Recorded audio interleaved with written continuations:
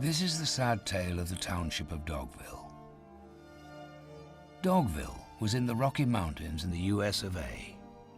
Up here, where the road came to its definitive end near the entrance to the old abandoned silver mine. The residents of Dogville were good, honest folks, and they liked their township. And while a sentimental soul from the East Coast had once dubbed their main street Elm Street, though no elm had ever cast its shadow in Dogville, they saw no reason to change anything. Most of the buildings were pretty wretched, more like shacks, frankly. The house in which Tom lived was the best, though, and in good times might almost have passed for presentable. That afternoon, the radio was playing softly, for in his dotage, Thomas Edison Sr. had developed a weakness for music of the lighter kind. Ladies and gentlemen, the President of the United States. My friend, Tom, do me a favor, will you? The radio? Just because the music's over and you might risk hearing something useful? I thought that's why we had the radio. Well, I need to rest, as you know. Mock me if you like. Tom's father had been a doctor and now received a modest pension, so it was no great disaster for Tom to drift about not doing anything in particular. Tom was a writer, at any rate by his own lights. Oh, his output as committed to paper was so far limited to the words great and small, followed by a question mark, but nevertheless meticulously archived in one of his many bureau drawers. Hi, Dad.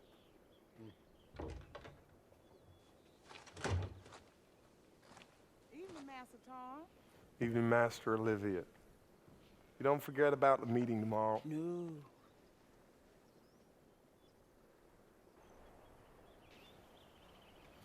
In order to postpone the time at which he would have to put pen to paper in earnest, Tom had now come up with a series of meetings on moral rearmament with which he felt obliged to benefit the town. Hi, kids. Hi, Tom. Evening, Chuck. Will we see you at the meeting tomorrow? Well, I could do without your lectures. You know Vera. Wouldn't give me a moment's peace till I said yes. Who gave Moses that bone? Still got meat on it. Jason did. Jason gave that mite a bone with meat on it? When did we last see meat? Next time you waste good food, I'll take your knife away. I'd have known it was you was giving me to eat. Moses is meant to be hungry, to keep watch. Keep watching Dogville? What's there to steal? These are wicked times, Tom Edison. Soon there'll be folks by with even less than us.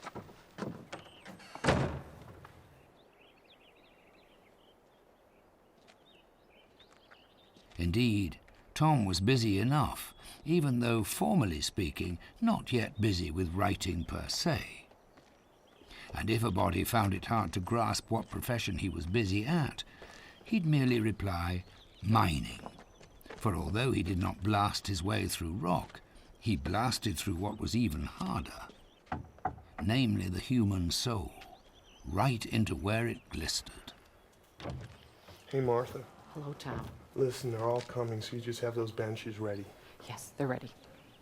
Oh, but Tom, I repeat, if you need to use my organ, I gotta get special permission from the regional Martha, director, I Tom. repeat, we don't need the organ. We can be spiritual without singing or reading from the Bible. It's almost 7. Don't forget your bell now. I imagine that'll do, Ma Ginger. I don't think it's good for the soil with all that raking and hoeing. It's the soil that gave life to us all. Don't give me any of your lip, Thomas Edison, Jr. I'll hoe as I darn well please. Yeah, and spoil the whole thing. I agree with Tom. Yeah, but he likes eating my pies, don't you? Well, they're tasty, no doubt about it. Yeah. So when it comes to hoeing, who's right, Tom, you or me? I'm not so sure it's that simple. He's got you there, Junior. You cannot resist, can you, Gloria?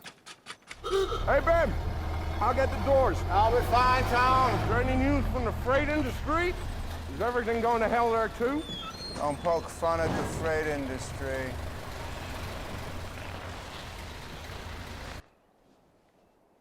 It was 7 o'clock precisely as Martha chimed the hour, and Tom was due to play checkers with his childhood friend Bill Henson. Bill was dumb and knew it. Far too dumb to qualify as an engineer, he was certainly sure of that.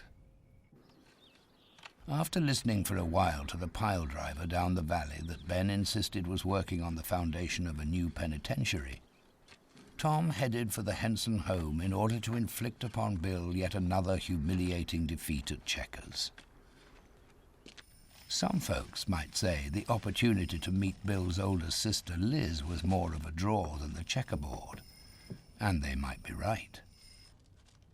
It was a fact that in the Henson home lay another horizon, a horizon just as alluring as the one beyond the valley. A horizon bound by Liz Henson's luscious curves. Nobody's getting it? A sweet, painful, seductive abyss. Hey, Liz. Hey, Tom. Must you come by every single day? It would be a lot more fun if somebody interesting appeared for a change. You know, I really am so lonesome in this town. The moment my fiancé writes that he's gotten that job in Boulder, I'm off. And then the whole lot of you'll have to find some other girl's skirts to peek up. Is Bill in? Well, isn't he always? He studies and I help out with the glasses. Even though everybody knows that I'm the clever one. Hey, Mrs. Henson. Evening, Tom. Checkers time, Bill, old buddy. Was there You didn't hear the bell? As usual, Bill tried to fake his way around actually playing. He had not yet fully comprehended this meeting business, he claimed. Maybe we should just let them be. I don't think so. What if they're just fine as they are? You think they're fine? I don't think so. I think there's a lot this country's forgotten. I just try to refresh folks' memories by way of illustration. So the illustration for tomorrow. I don't know. See, if the people of Dogville have a problem with acceptance, what I really need is something for them to accept. Something tangible, like a gift. Why in the heck would someone up and give us a gift? I don't know. I'm gonna have to do some thinking. Wait.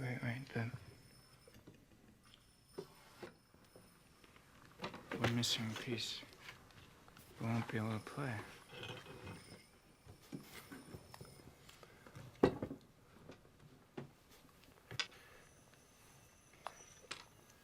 My mind is sharp tonight.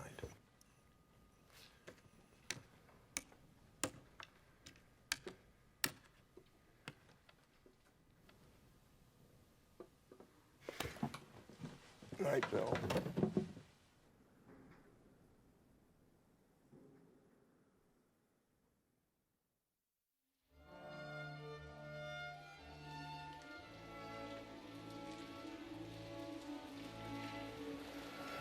Despite considerable effort on his part to prolong things, Tom had achieved the triumph at the checkerboard pretty quickly.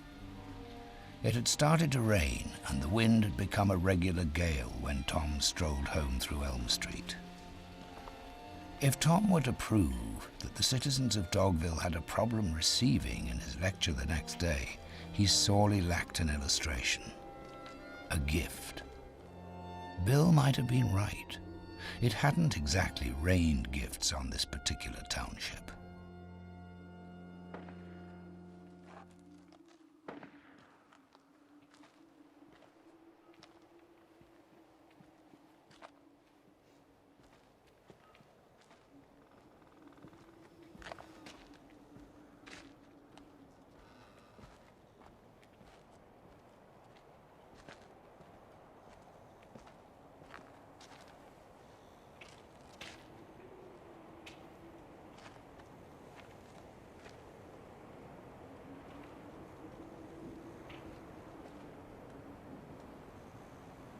There was no doubt in his mind. They were gunshots. The pile driver in the marshes didn't sound like that at all. The shots had come from down in the valley, or perhaps from Canyon Road, someplace in the direction of Georgetown. He listened for more shots for ages, but they were not repeated. A tad disappointed, Tom sat down on the old lady's bench to think, to hang on to the feeling of danger for a moment. But it wasn't long before his thoughts were back on his favorite subjects again. And in the midst of the storm, they metamorphosed into articles and novels and great gatherings that had listened in silence to Tom after the publication of yet another volume that scourged and purged the human soul. And he saw men, and among them even other writers, throw their arms round one another as through his words life had opened up for them anew. It hadn't been easy, but by his diligence and application to narrative and drama, his message had gotten through. And asked about his technique, he would have to say but one word: illustration.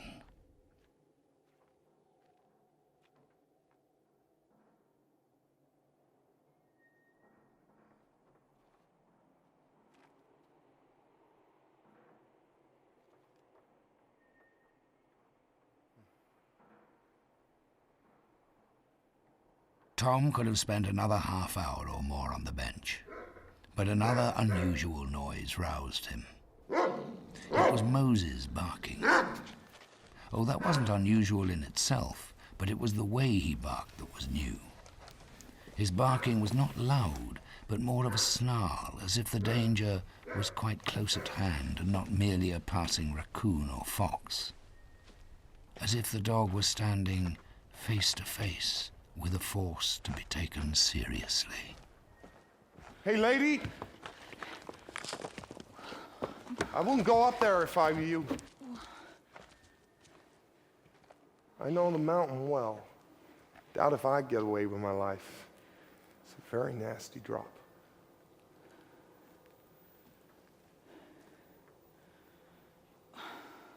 Is there another way? Yeah. Where? Back down the way you came from. Back down to Georgetown. Why'd you need to get up the mountain? Did it have anything to do with those gunshots?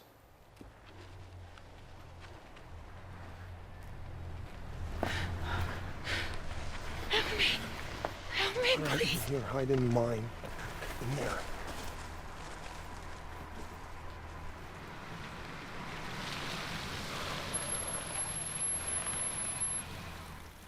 Hey, where's this road headed to?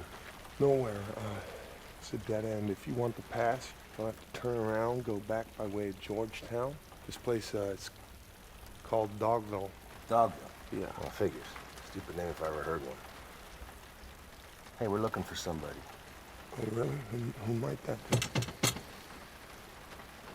My boss wants to talk to you. Young man, Yes, sir. I'm looking for a girl. She may have made her way to your town in her confusion. I don't want any harm to come to her. You see, she's very precious to me. Well, sir, nobody's been through Dogville. You see, Moses would have barked. He's very suspicious of strangers. Well, that's very wise of Moses.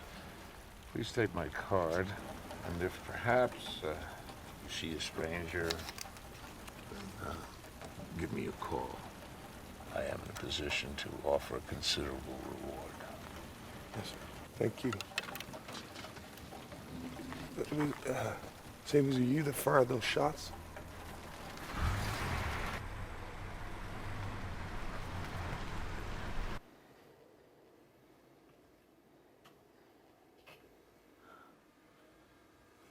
Well, they're gone.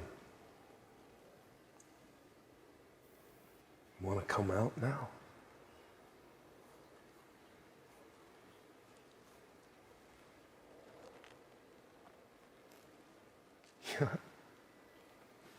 You want a cup of coffee before you go mountain climbing? Nice. The beautiful fugitive's name was Grace. She hadn't chosen Dogville from a map or sought out the township for a visit, yet Tom felt right away that she belonged. Should I take the bone?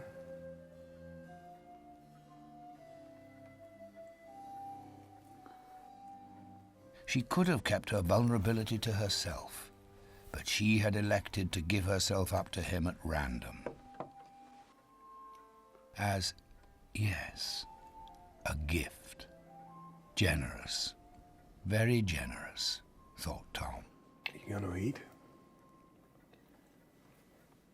You must be hungry if you haven't eaten for days.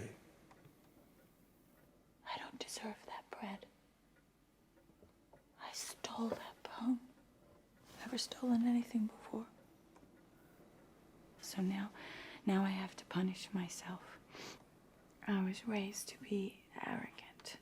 So I had to teach myself these things. Well, it may be best for your education.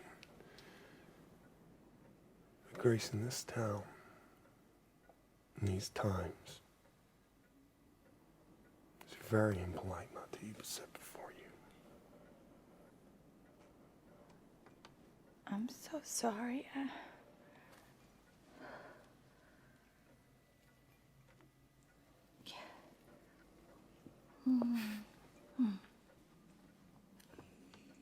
Who are the men in the car? Why would they want to hurt you?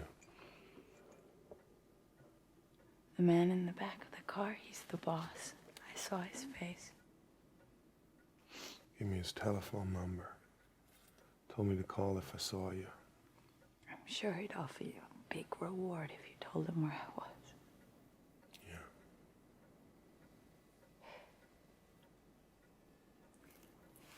Where's your family? Don't have a family. All I have was a father.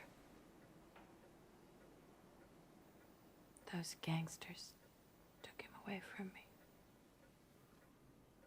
What if I said you could stay here? Here? But even if you meant it, it's impossible. It's a very small town. I have to hide. People will ask questions. Well, that might not matter. Not if they all wanted to help you too. Are you saying that everybody in this town is like you? They're good people. You know, they're honest people. They've all been in need themselves. They might well turn you down, but I think it'd be worth the trouble to ask. But I've got nothing to offer them in return. No, I think you have plenty to offer Dogville.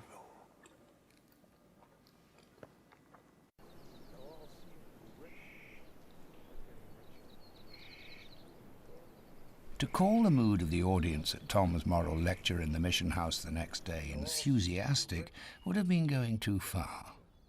But they had come, and Tom had launched himself fearlessly into his endeavor to illustrate the human problem, to receive. To open up and dare admit that they're in need. The subject was obvious, but quite dreadfully ill-considered by this young man. To compensate for his lack of preparation, Tom made diligent use of his technique of lashing out somewhat haphazardly in all directions.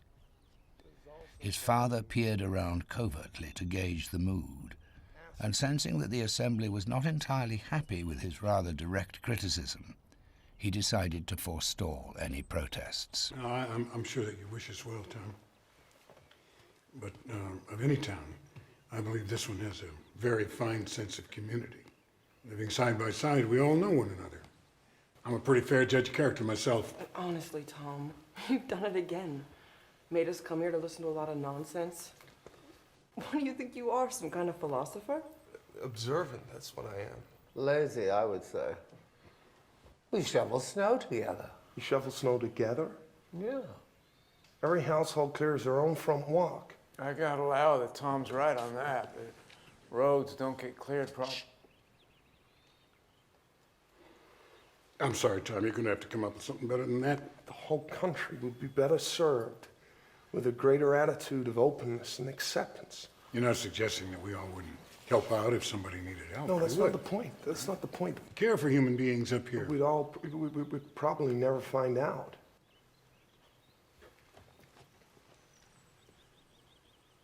Since nobody seems to want to admit that there's a problem, let me illustrate. Now, I'm not going to use something that's already happened. I'm going to use something that's just about to happen.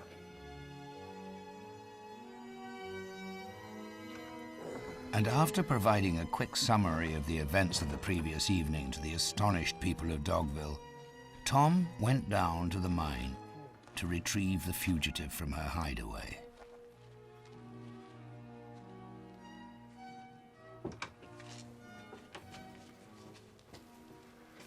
Allow me to introduce Grace. Grace, these are the citizens of Dogville.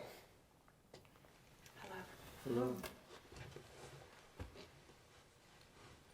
Tom has told us about your predicament, miss. I really don't want to put any of you in jeopardy. Why don't you just go to the police? They can take care of gangsters.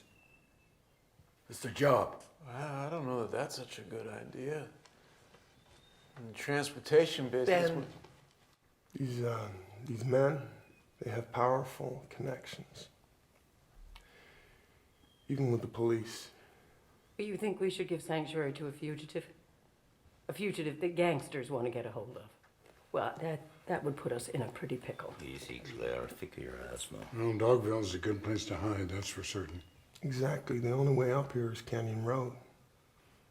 That could easily be watched by Ma Ginger's, nosy cousin who lives only yards from the turnoff. She has a telephone, Martha. You could ring the bell, tell the town if people were coming. But, Tom, I chime the hours. Well, what if people get confused with all the ringing? Come now, Martha. Surely we can use our old bell to save a life, if need be. Why should we? Because we care, Chuck. We That ain't care what for I- human beings. That ain't what I mean. How do we know this woman is telling us the truth? Well, maybe these gangsters did shoot at her. That don't make her somebody to be trusted. He's right. Why would you trust me? I trust you. Tom, we're not gangsters. We mind our own business. We don't ask nothing from nobody. See, at last you admit it. If only there was some way that we wouldn't doubt the young lady's word, some way to know her. Then I think we'd all ignore the risk. Well, there is a way. You said it yourself. By living side by side with her. Dad, you're such a fine judge of character. How long would it take a man like you to unmask her? A week? Maybe 2? Surely we can offer her 2 weeks. And if after that time so much as one man cries out, "Be gone," I promise, I'll happily send her packing myself.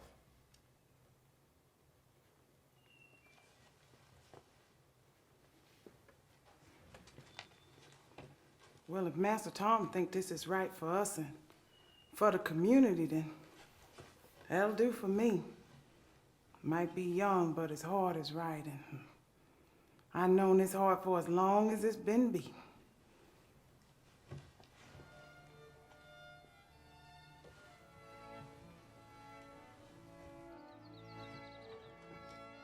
No more words were spoken at the town meeting in the mission house, but it had been decided, they all felt, that the fugitive would be given 2 weeks, and they would all be able to look at themselves in the mirror and know that they had done what they could.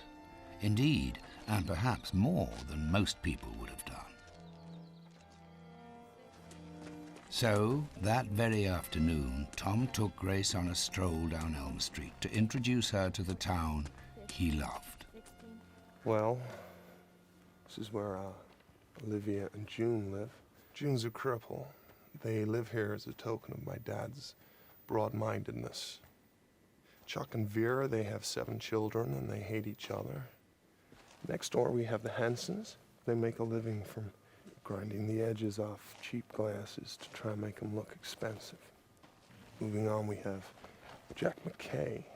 Now, Jack McKay's blind, and the whole town knows it, but he thinks he can hide it by never leaving his house. In the old stable, Ben keeps his truck. He drinks, and he visits the whorehouse once a month, and he's ashamed of it.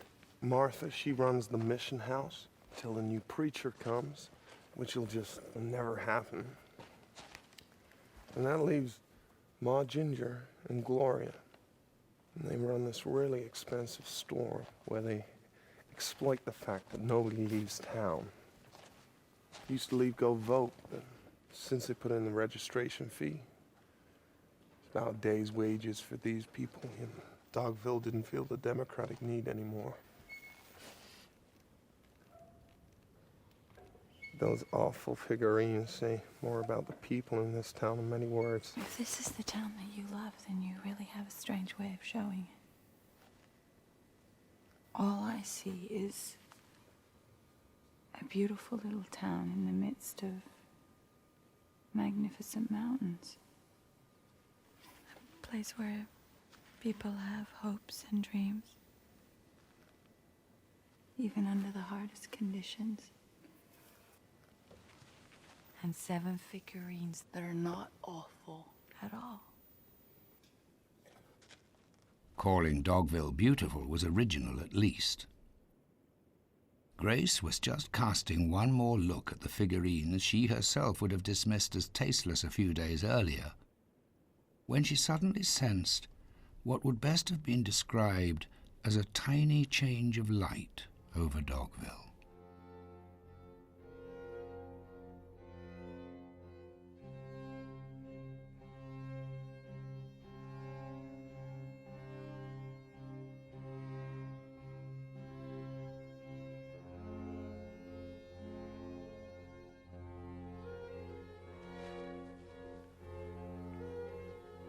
They're keeping an eye on you. And if you love them already, they might need a little persuading. We got 2 weeks to get them to accept you. Make it sound like we're playing a game. It is. We are. Isn't saving your life worth a little game? What do you want me to do? Do you mind physical labor? No. Dogville offered you 2 weeks. Now you offer them.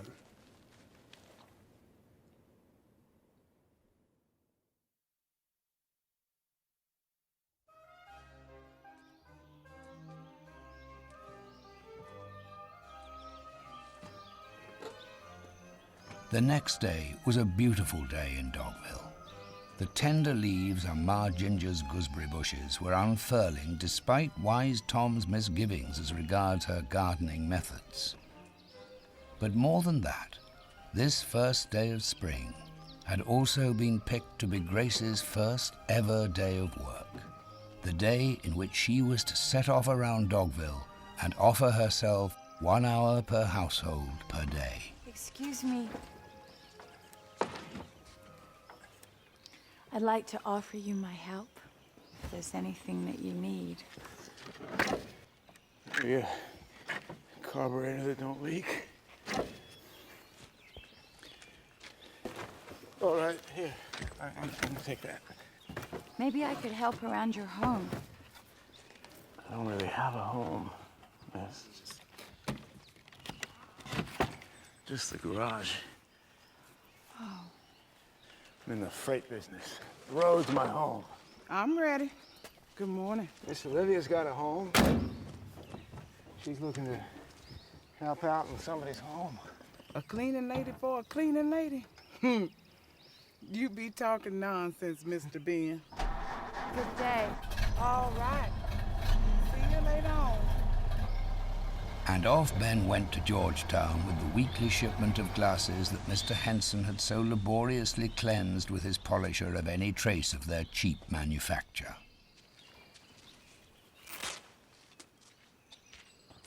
So Grace turned into the alley which went by the exotic name Glunan Street, to knock on the door of the blind but only too vain man.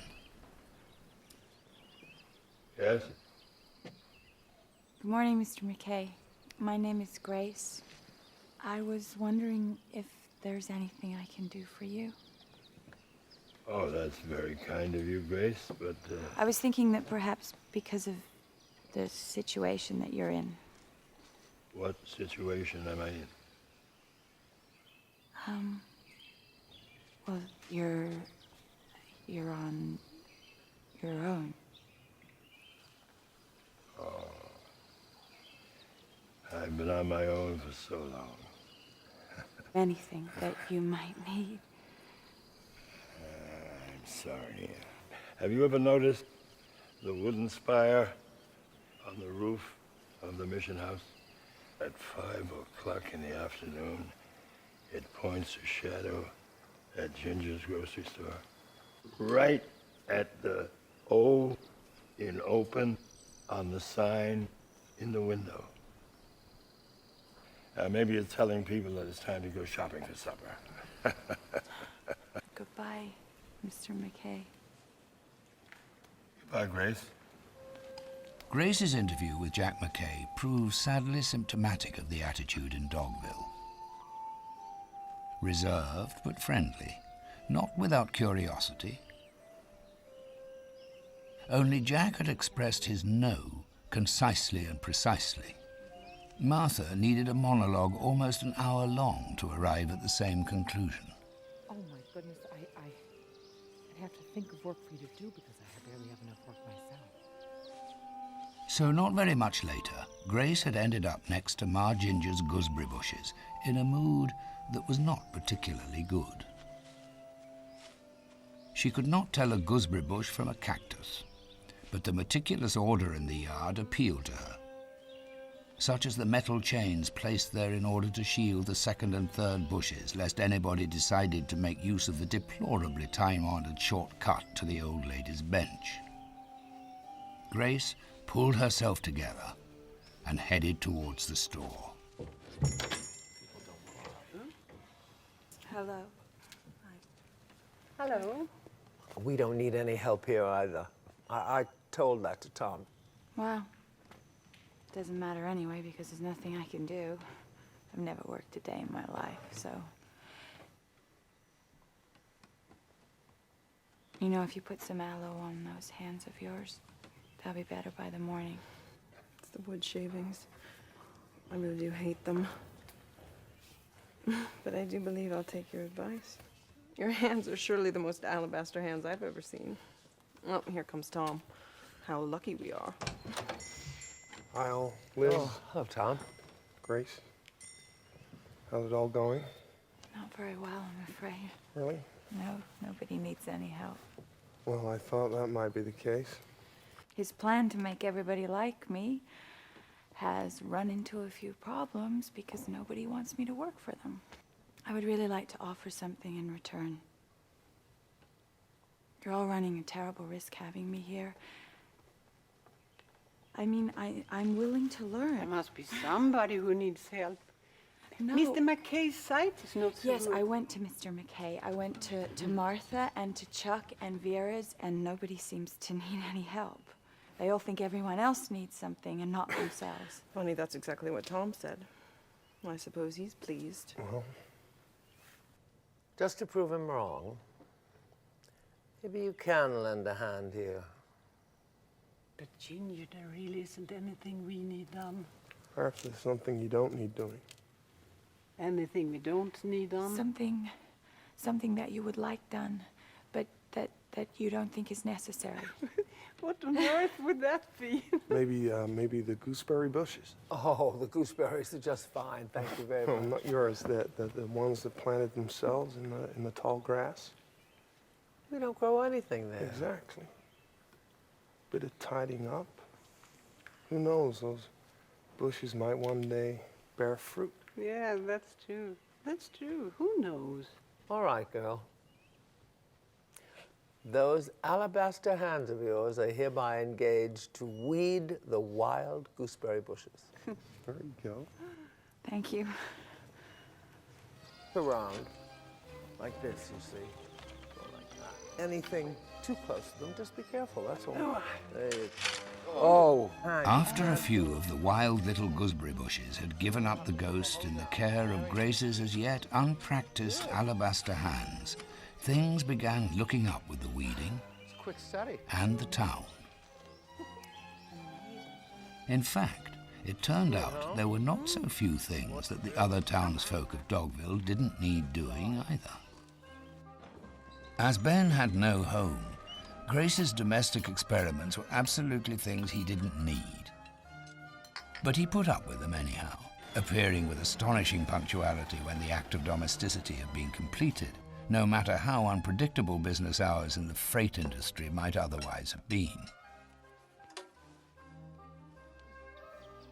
Olivia didn't need anyone to help June to the toilet while she was at work, as hitherto they had coped splendidly with Olivia's excellent diaper arrangement. If Jack McKay had needed a partner for conversation, he would surely have gone out and gotten one for himself in the town. So it was not out of need that he allowed Grace to sit with him in his dark parlor with the dramatic drapes on one wall for lengthy discussions regarding the underestimated qualities of the light on the East Coast. As Martha wouldn't dream of burdening the parish with wear and tear of the pedals and bellows while waiting for a new priest to be appointed, she practiced without a note ever leaving the organ, and was therefore not really in need of anyone to turn her pages. And God knows that Mr. and Mrs. Henson's son did not need any help with his books, and that the family had taken Grace in for her own sake. My hands are getting much better. Yes! And although Lizzie's hands had improved through Grace's good counsel, Thomas Edison was a doctor and of indisputable health, and he did not need care or help with the pills from the medicine closet with its many secrets. Actually, Chuck was the only one not yet hooked, as Tom put it. Hooked? You sound so arrogant. Arrogance is the worst thing. He doesn't like me. And he has every right to feel that way. Yeah. Listen, luckily, I've prepared a Trojan horse. What? A Trojan horse we can get in by way of Vera. There's this lecture tomorrow in Georgetown, given by some professor. It's some intellectual thing, but not so intellectual he can't tour the provinces with it. Anyway, the point is, Vera, she'd do anything to go, but she's got no one to mind Achilles while she's gone. She trusts the girls mastering their iambic pentameters, but not with the little ones. So this is where you come in. I said that you would watch him tomorrow afternoon. Now, I'll try install her on her way home. With a bit of luck, Chuck will get back before she does, and you can use the time and all your charm to try and win him over. I will happily mind Achilles if Vera will let me. But if he doesn't like me, he doesn't like me. Tom really was enchanted by this unusual, mysterious creature. And even though she did not satisfy his curiosity by saying anything about her past, so as not to put anyone in danger, she still fitted Tom's mission to educate Dogville on the subject of acceptance like a glove. Tom felt content.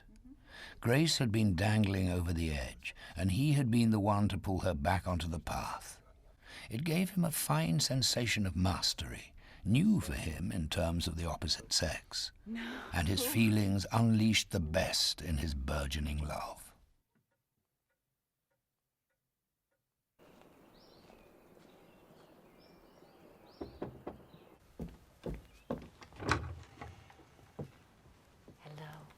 This is Dahlia, Olympia, Diana, Athena, Pandora, Jason, Achilles. Go play. Your children are lovely. They are good kids. Mm. And I love them.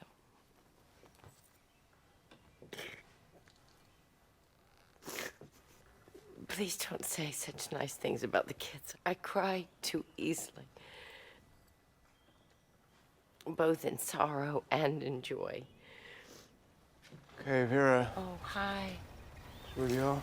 I'm ready. Thanks for leaving the map out. I kind of plumb forgot it, I'm sure. How'd you know I was going that far? The last time I saw the thermos, it was on the doorstep and the map was beside it, so I just thought when I saw the thermos this time and no map that... You're a sweet girl, Grace. Sweet as Miss Laura. Who's Miss Laura? You gave yourself away again, Ben. I think Miss Laura is what Ovid might call a maenad. Oh. Don't be ashamed, Ben. We all have the right to make the most of our lives. I'm sure that those ladies in those houses, they bring a lot of joy to a lot of men. Ain't nothing I'm proud of.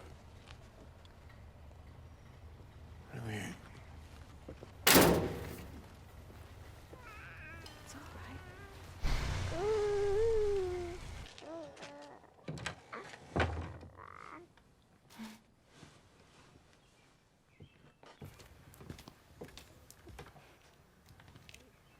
I know what you're doing here. You do? You want people to like you, so you don't have to go away. You're very smart. Yes, I like it here in Dogville. So you want me to read to you? About the Cyclops. I don't like the Cyclops. Two eyes are prettier. Like yours.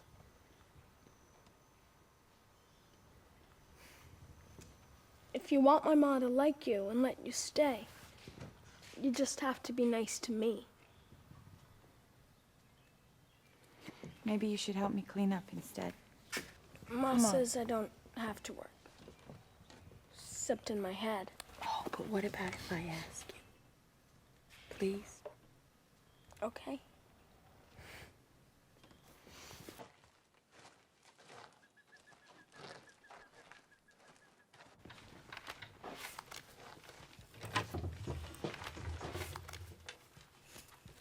What you doing here? Didn't I tell you we don't need no help from you? Ma asked her to mind me in a kitchen. Quiet! Get out. Loaded. Same nonsense. They'd have done just great in antiquity, no doubt. How's it going otherwise? The fooling act. I wasn't trying to fool anyone. I mean Dogville. Has it got you fooled yet? I thought you were implying that I was trying to exploit the town. Oh, wishful thinking.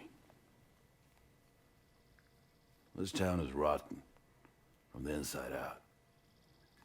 Wouldn't miss it if it fell into the gorge tomorrow. I see no charm here. You seem to. Admit it, you've fallen for Dogville. The trees, the mountains, the simple folk. If all that ain't got you fooled yet, I bet the cinnamon has. That damn cinnamon. Those gooseberry pies. Dogville's got everything you ever dreamed of in the big city.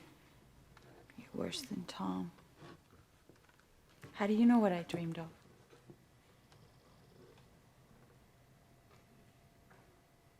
You're from the city yourself, aren't you? Well, it was a long time ago. I'm not that stupid anymore. I found out that people are the same all over. Greedy as animals. In a small town, they're just a bit less successful. Feed them enough, they'll eat till their bellies burst. That's why you want to be rid of me. Because you can't stand that I remind you of what it was you came here to find.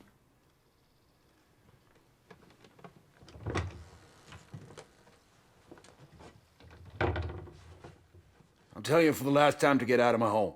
Moses don't like you and I don't like you. Kids are going crazy enough from the Moss teaching. Thank you, Grace.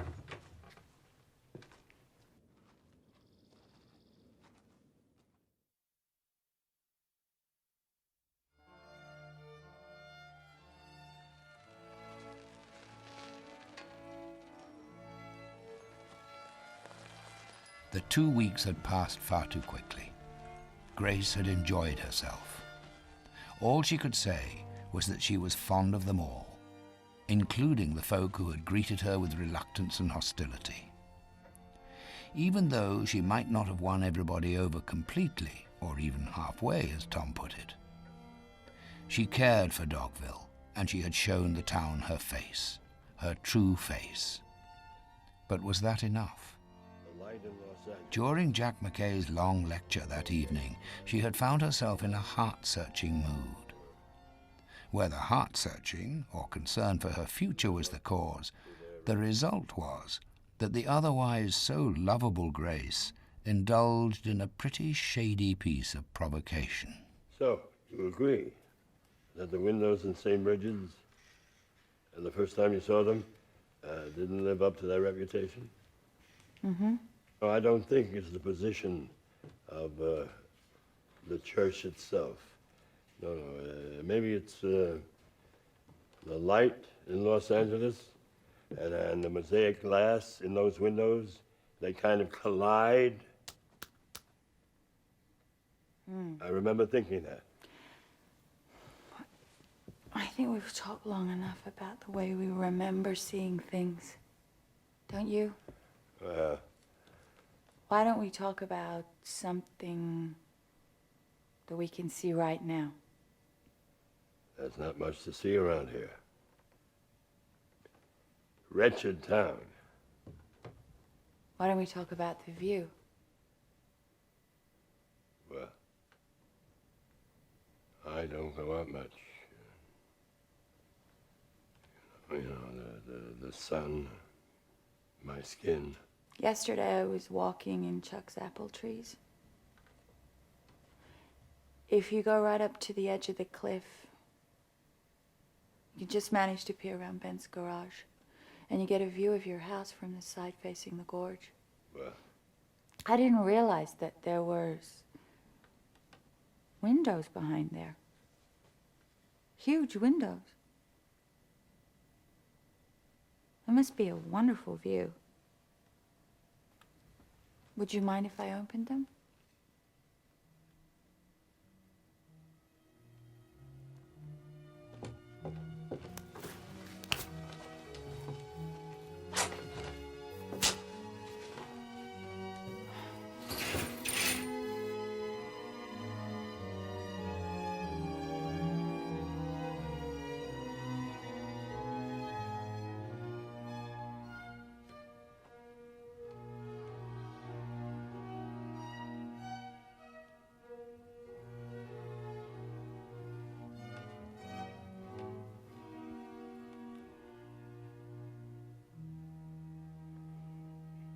you're no fool, Miss Grace.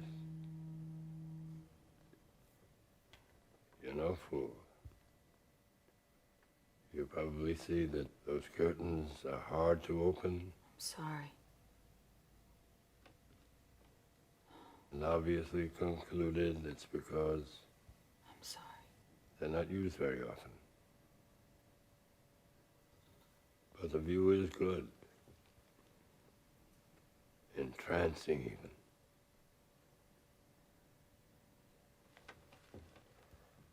So, ask me why a man who loves the light hang these heavy curtains.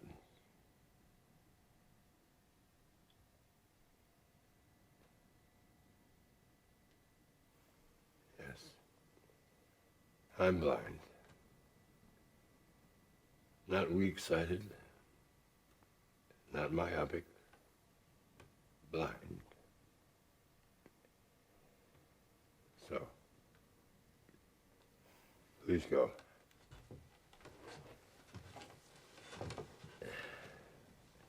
And let me be that on my own.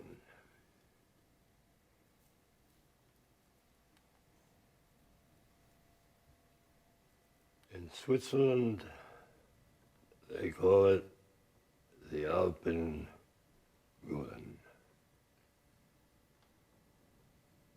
That's the light that reflects from the highest peaks after the sun.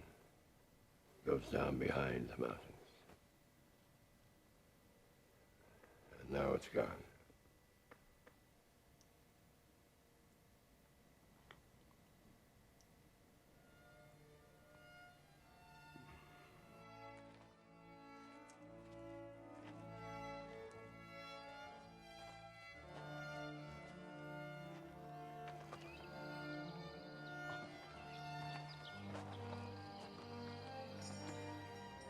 It was in complete silence that the people of Dogville turned up for the meeting at the mission house 2 weeks to the day since the beautiful fugitive had come to town. Grace was standing beside Tom, watching them convene, and knew inside herself that this might well be the last time she would see these now so familiar faces. She had at least 2 of them against her, and even one would have been too many. Welcome, good people of Dogville. 2 weeks. 2 weeks have passed, and it's time for your verdict. Is it right that she should be here while we talk? Well, Mrs. Henson, when Grace first came, she made no attempt to hide her weakness from us. I think it's only right that we be as open with her, tell her to her face if we want her to leave. No, Mrs. Henson's right. Nobody should be prevented from speaking their mind out of politeness. I'll wait at the mine, and if the boat says that I should leave, then I'll take the path across the mountains while it's still light. All of the things that I've borrowed, if you could return them to everybody. Of course. Nobody has to see me before I go. Martha, if you'll just ring the bell, then I'll understand. Well, how do you want me to ring the bell? Just ring it for every vote that lets me stay. I'll count. And if it doesn't reach 15, then I'll leave.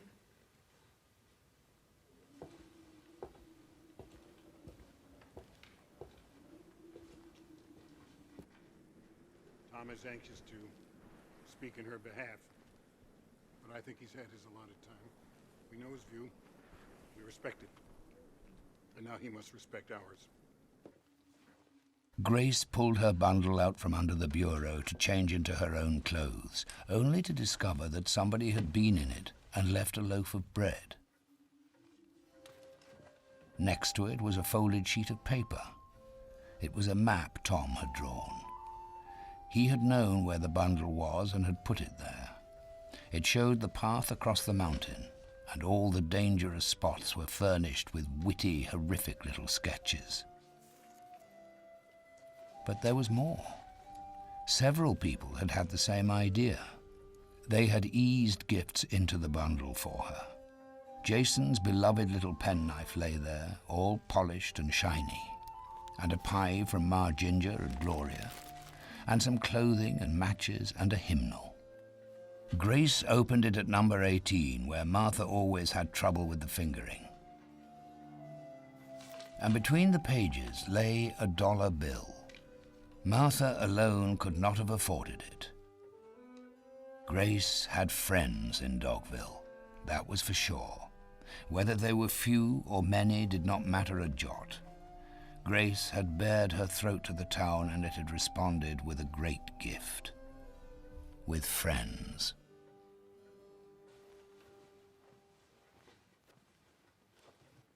No gangster could deprive her of this meeting with the township, no matter how many guns in the world.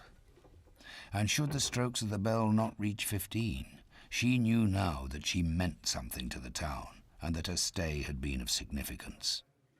Not much, perhaps, but nevertheless, a trace she had left. And the first in her young life in which she took pride.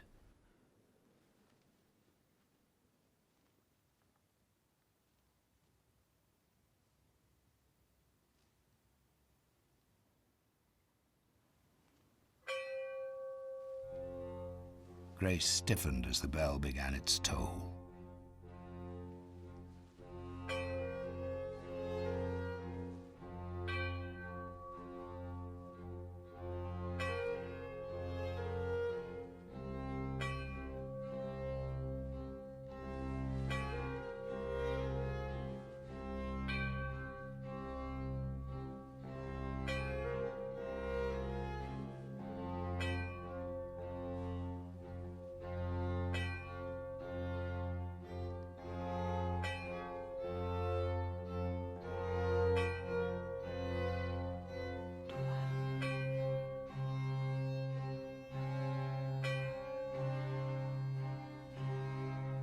14.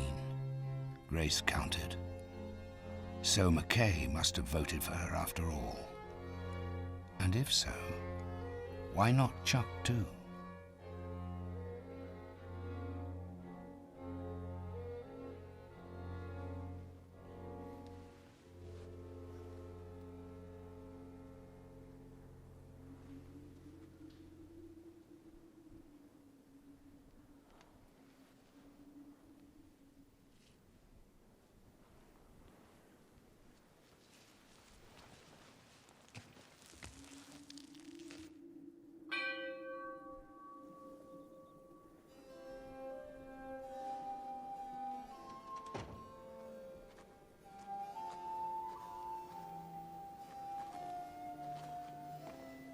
Everyone?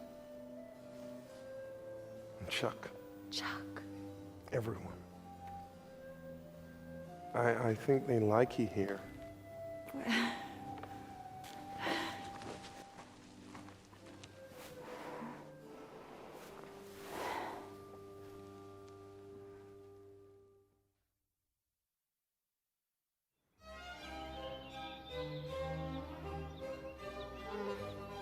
The period of spring and early summer proved a happy one for Grace.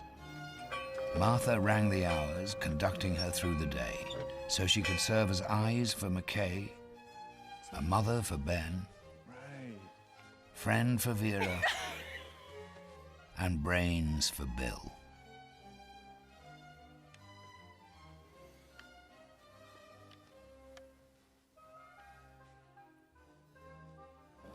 And one day, it had occurred to Grace to tread the pedals herself, so as to get Martha to agree to play a couple of proper notes just to empty the bellows naturally so that they wouldn't be left under pressure and thus be spoiled. And now, they had tacitly agreed that as long as it was Grace who trod the pedals, Martha could play without feeling any guilt.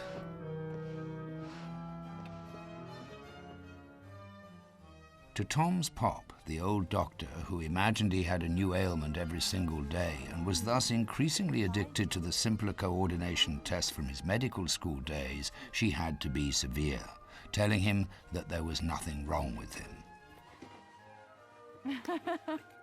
And now, since the town had agreed that everyone was to give according to his abilities, she received wages, not much, but enough to save up for the first of the tiny china figurines from the row of 7 that had stood for so long gathering dust in the window of the store. And she dreamed that in time she would be able to acquire them all. Don't make sense. Slowly, those alabaster hands turned into a pair of hands that could have belonged to anyone in any little rural community. And 3 weeks later, she triumphantly moved into a place Tom and Ben had secretly restored, namely the old mill, which had once held the town's ore crusher, but of which only the heavy flywheel now remained.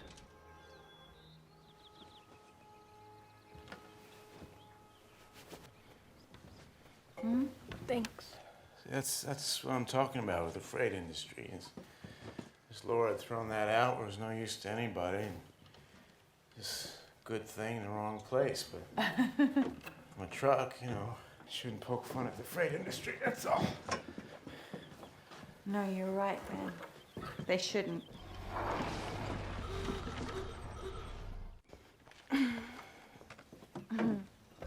Grace. What? I just had to tell you I had a really selfish reason for voting to keep you in Dogville.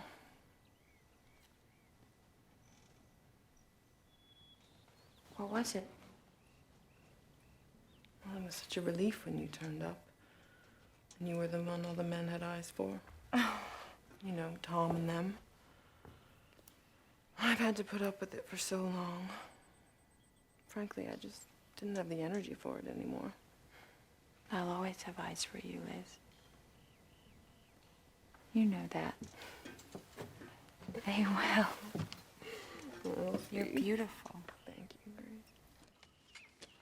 The very latest development, now that summer was at its peak, was that Grace had been given leave to help Chuck in the orchard. and every day at 5, once their work was done, she could appreciate that actually Mackay was right. The shadow of the spire did indeed point at Ma Ginger's store. But today, the tower did not only announce that it was time to go shopping, but also by a signal which nobody, despite Martha's initial concerns, could have confused with the ringing of the hours, a warning that somebody was approaching Via Canyon Road from Georgetown. For the first time in living memory, law enforcers had come to Dogville.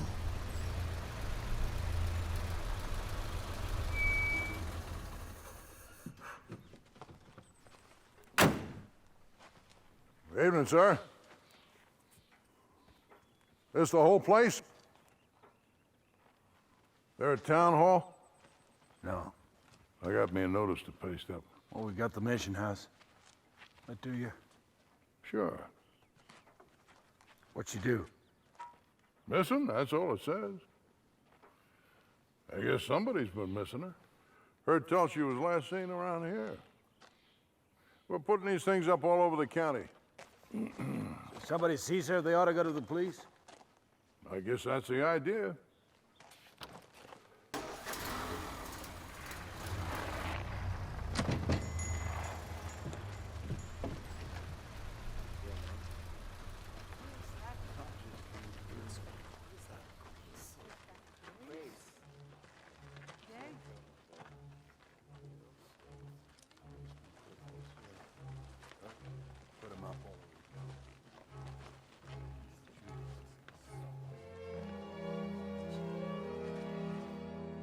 These men were never going to give in easily. Now these posters, they hang all over the county, which means nobody suspects she's right here with us. No, but it was a policeman, Tom. Isn't it a duty to respond to the police? I mean, legally speaking. No, I'm sorry. I just want to get upset.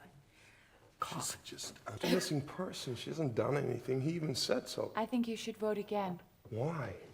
We can't resort to plebiscites time and time again. Now, come on. Who's really got cold feet because of a picture on a piece of paper?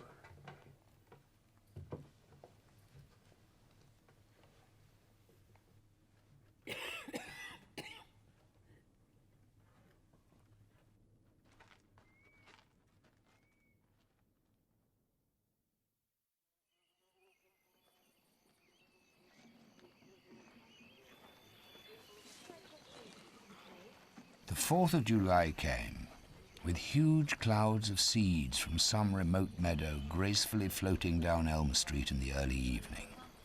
Today was a day for celebration. Nobody was to worry about the hard times, and Grace could stop at Ma Ginger's window quite content to ascertain that only 2 of the little china figurines remained, and were thus the only 2 she had not yet been able to save up enough to purchase.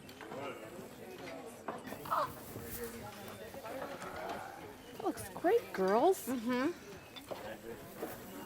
Grace, could you put in a couple of hours with me in the orchard again today? It's real nice down there with the sunshine. Chuck, it's the 4th of July. What are you talking about sunshine for? Have you turned into a romantic like me? No. We're gonna have fun. And in the winter, we'll all starve. Even Ben's taking the day off. Hi. Hey, Tom. Gracie, you got a moment? Now? Yeah. I got something interesting to tell you. Well, it has to be quick.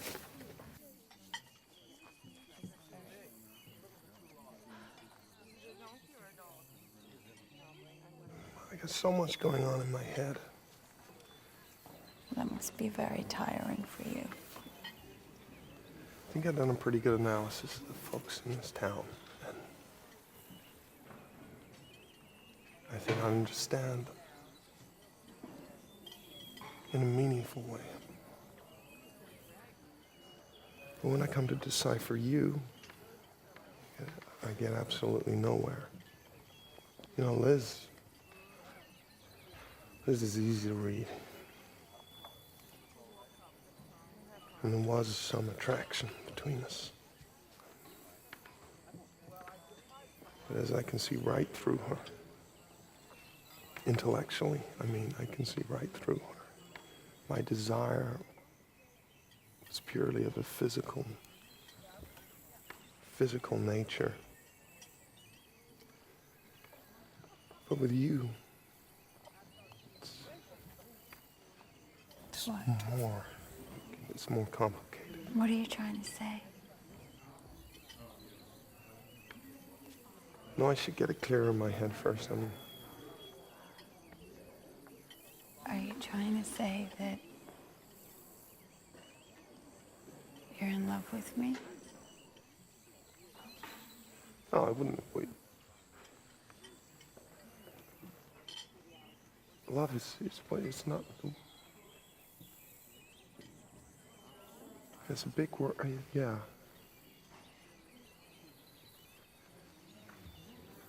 Yeah.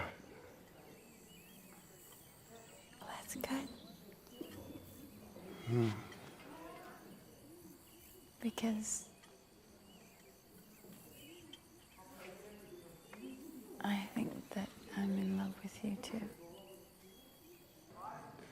Very interesting, isn't it? I mean, it's interesting and psychological.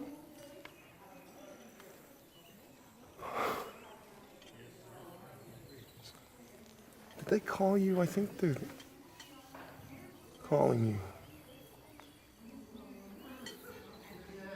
I didn't hear them. No.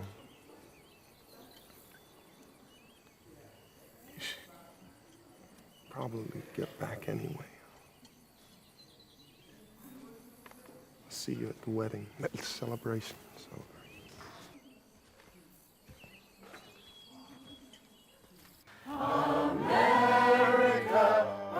America, God shed his grace on thee, and crowned thy good with brotherhood from sea to shining sea. Bravo!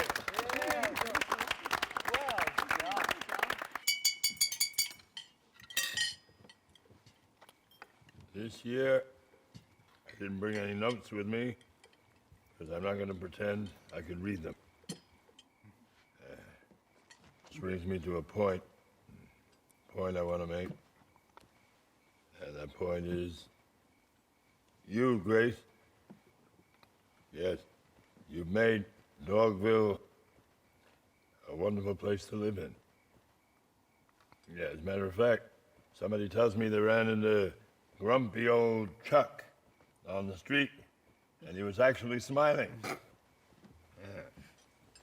Well, I've never seen your smile, Grace, but I will bet you I could describe it. Because it obviously has every color that's refracted from the shiniest prism in the world. And you probably have a face to match that, huh? Does she have a face to match that, Tom? Yes, sir. Huh? Yes, sir. I bet she does. We are proud to have you among us. And we thank you for showing us who you are. Here's to you, Grace. Stay with us as long as you damn please. Okay.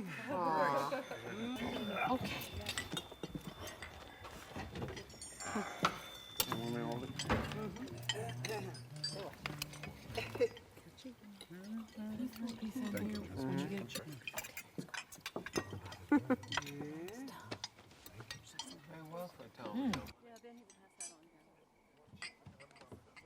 Police car has just been seen in town, and it's just made the turn up Canyon Road. So he'll be here any minute. Should I ring the bell? No, Martha. Grace probably heard. We'll get rid of him quickly. Go, honey. Go. Don't worry.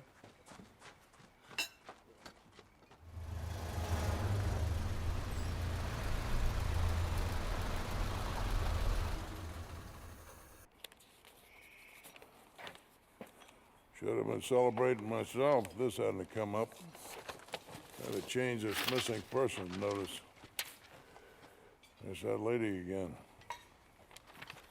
That's why she disappeared. She's wanted in connection with some bank robberies on the West Coast.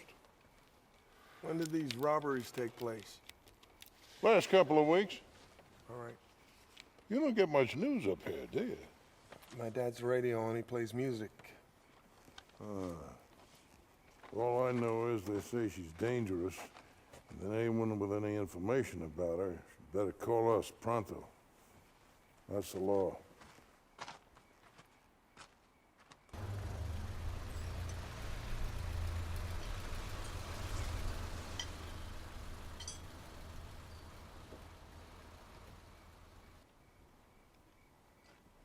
2 weeks.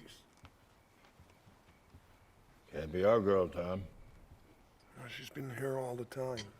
Right. She couldn't have done what they're accusing her of. No, that's true, Tom. You're right. Still, it's an unpleasant business just the same.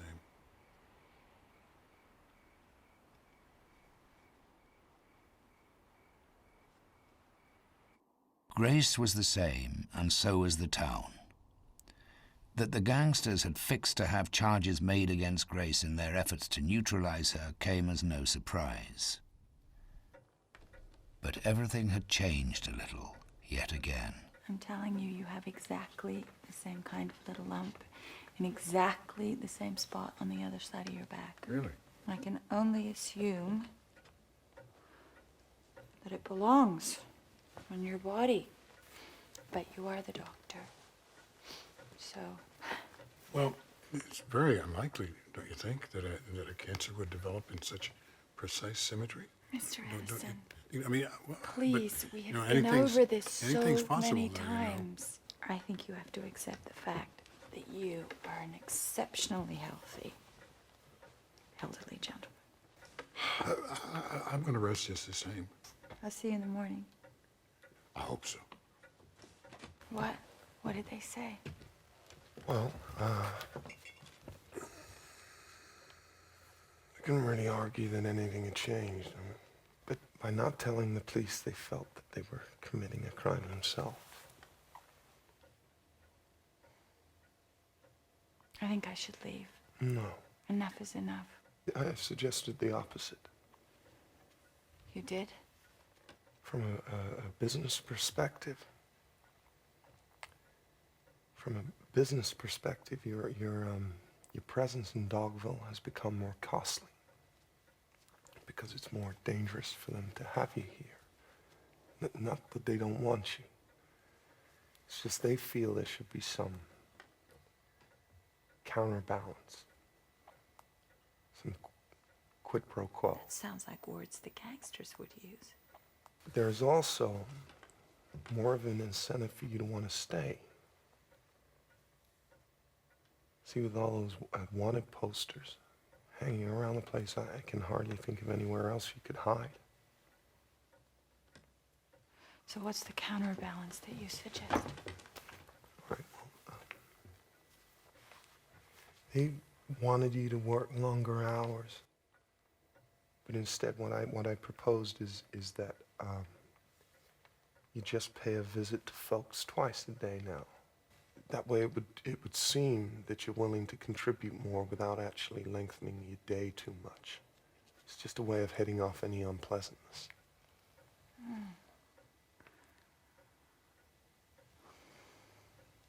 But it sounds a little peculiar, difficult to put into practice.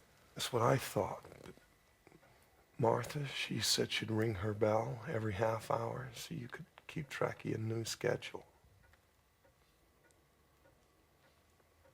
Then they're all willing to let me stay. No. See, Mrs. Henson, she also thought we should cut your pay. So? Merely a symbolic gesture. It was... You see, the word dangerous on the poster worried her.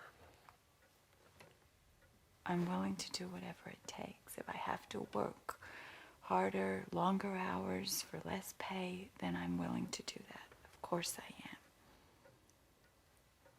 I just want to be sure that they wouldn't prefer that I left town. Of course not.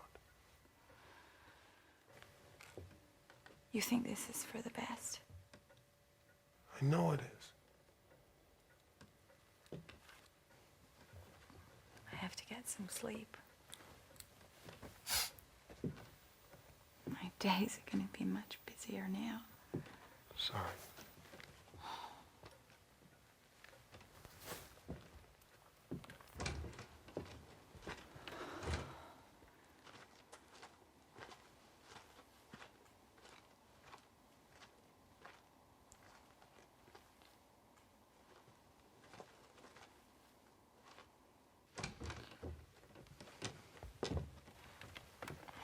Tom, I just need to know something. You know the card that the man in the car gave you? Yeah.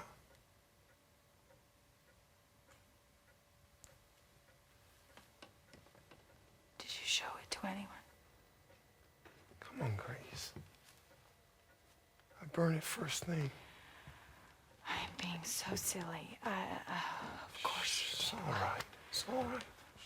No, it's not all right.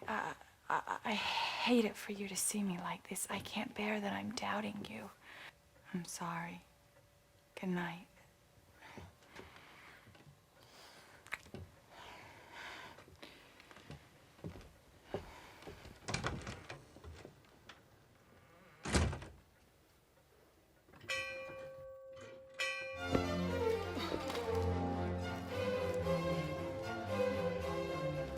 Everybody was really against any changes to Grace's working conditions at all when the subject occasionally came up in conversation.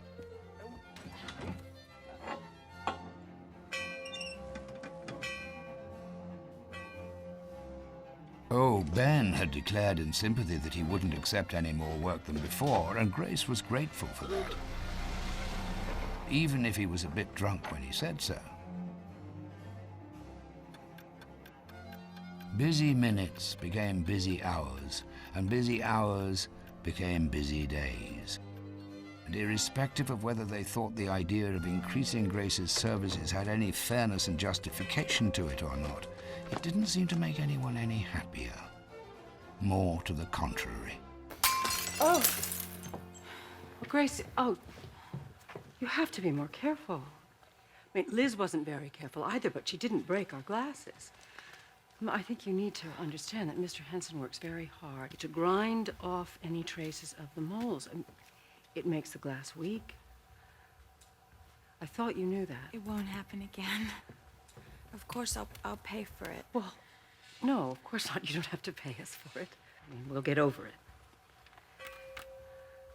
And off she went again to keep her appointment with Chuck, to free the last tree trunks from the grass in order to keep the ever-busy mice away. She was in a hurry and took the shortcut between the gooseberry bushes, only to be brought up by a shout. Grace. Yes. Oh. I didn't see that you just raked the path. I'm sorry. It isn't that I just raked it. The idea is for people to pass around the bushes completely. I prefer it that way, as you should know. I thought that these chains were put up to make a path between the bushes. They were put up there to protect the bushes. It's not supposed to be a pathway. But everyone goes this way. Yeah, that's right. They've been living here for years. You haven't been here that long. Are you saying that I'm less entitled to use the shortcut because I haven't always lived here? Of course not. No, I just thought it pleased you to be here, that's all. Go on, go on. It's all right. I'll see you this afternoon. Okay. And I'll rake those bushes like they've never been raked before, I promise.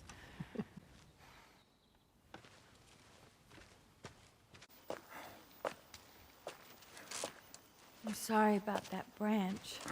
There's so many apples on it. I should have cut that branch, but I got greedy. Is it greedy to want to feed your family?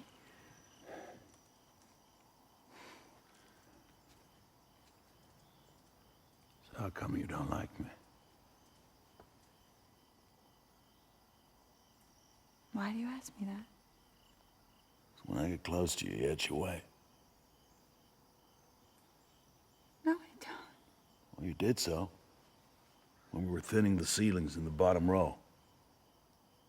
How am I supposed to show you what I do if I ain't allowed to touch you? You tried to kiss me.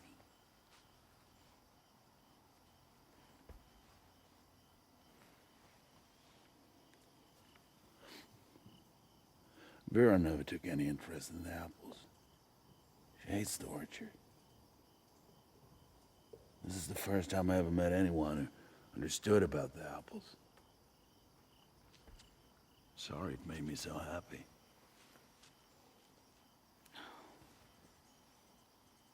It's all right. No, it ain't all right. I reckon the stuff about the apples is just words in your mouth. You can't really share my pleasure. I do. Vera wants me picking apples from trees that are barely in the ground. Things take time, that's love. Seeing what they need, respecting those needs. If anyone understands that, it's you. At least I thought so. I do understand that. But you edge away when I get close. Why do you find me so repugnant? I don't find you repugnant. Don't be upset. I'm sorry if I doubted you. It won't happen again. I promise you. I wouldn't make that promise if I was you.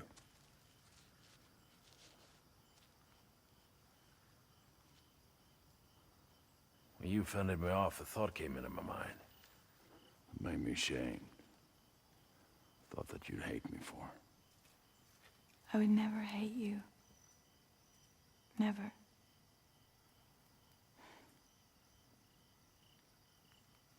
What? Chuck, I treated you unfairly. It's all right to have angry thoughts. I thought of turning you in. I thought of blackmailing you into respecting me.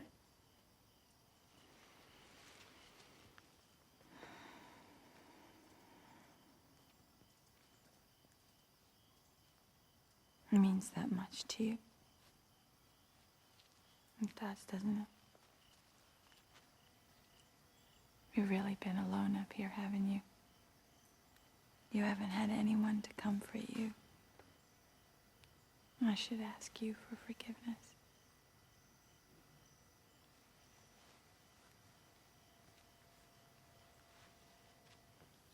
Still friends?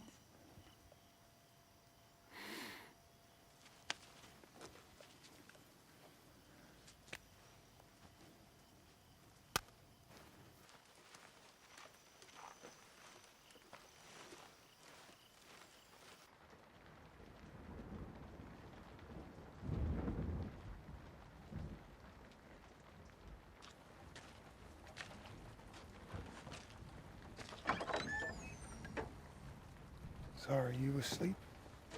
No. You want me to leave? No, I was just resting. Awful lot to do here in Dogville, considering nobody needs anything done. Jason wants to sit on my lap all the time. I think you're doing a wonderful job. You give us all so much. What Mr. McKay said, right on the button. Right on the button. He tried to put his hand on my knee today. Well, he's blind. After all, probably an accident. My Ginger got angry at me for running across the gravel path. Well, good. She gets angry at me. It just means you're one of us now. You can see through it all, can't you?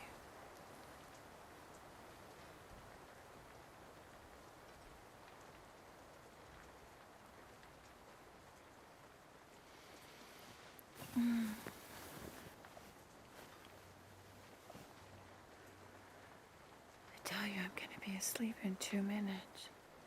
What if I don't want you to go to sleep? I don't think you have a choice tonight.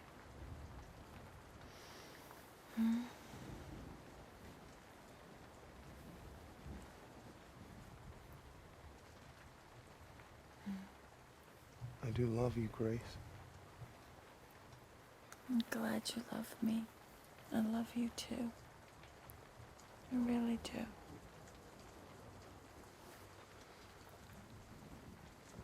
No, I mean I yearn for you when I'm not with you.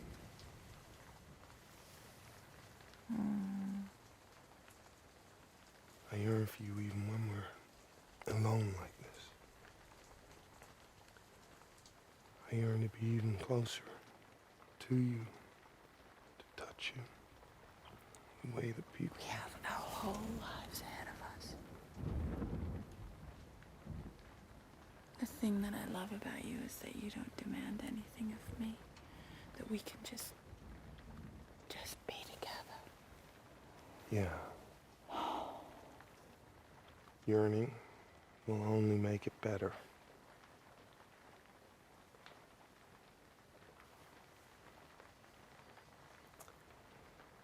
Thank you for your words, your wise, wise words. You're welcome. You want your shoes off?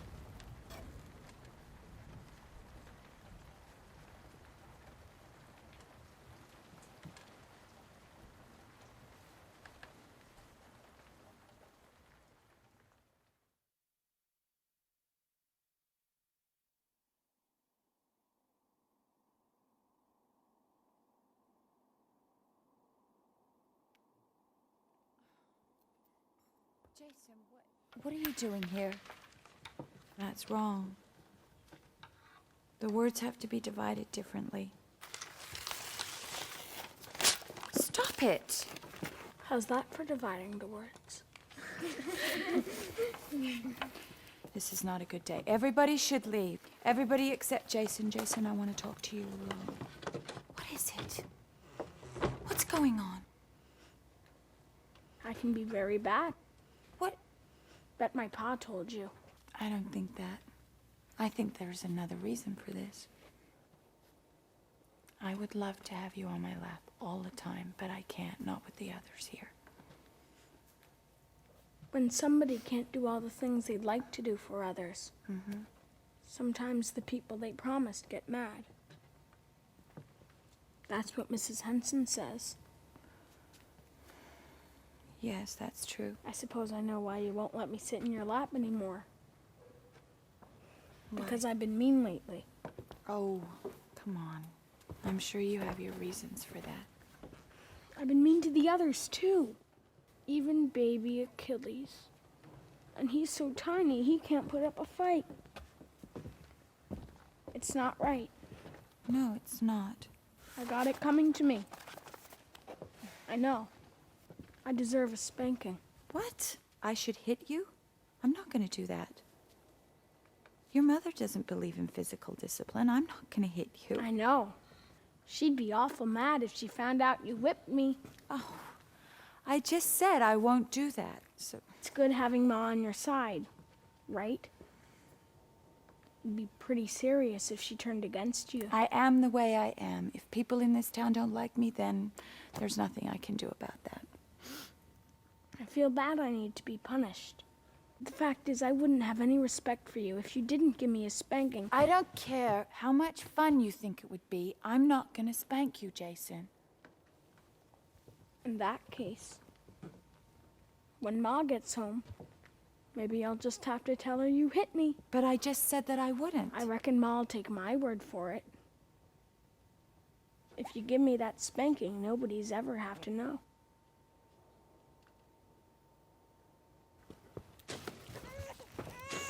Stop it. Get away from Achilles. Stop it! I gave his crib a shove. Not my fault it didn't tip over. Don't you touch him. Move away from the crib. Stop it, Jason. Stop it. All right, you want a spanking? I'll give you a spanking. Come here. Come here. There. There we go. That wasn't hard. It's gotta be harder. It isn't punishment. All right. Harder! Oh, this is... Come on. All right, that's enough. That's enough punishment now. Maybe I should go stand in the corner and be ashamed. I don't care! Stand in the corner, do whatever you're gonna do. Hey, there's Pop! He's early. I hope nothing's wrong. Just as Dogville had done from its open, frail shelf on the mountainside, quite unprotected from any capricious storms, Grace too had laid herself open. And there she dangled from her frail stalk like the apple in the Garden of Eden. An apple so swollen that the juices almost ran.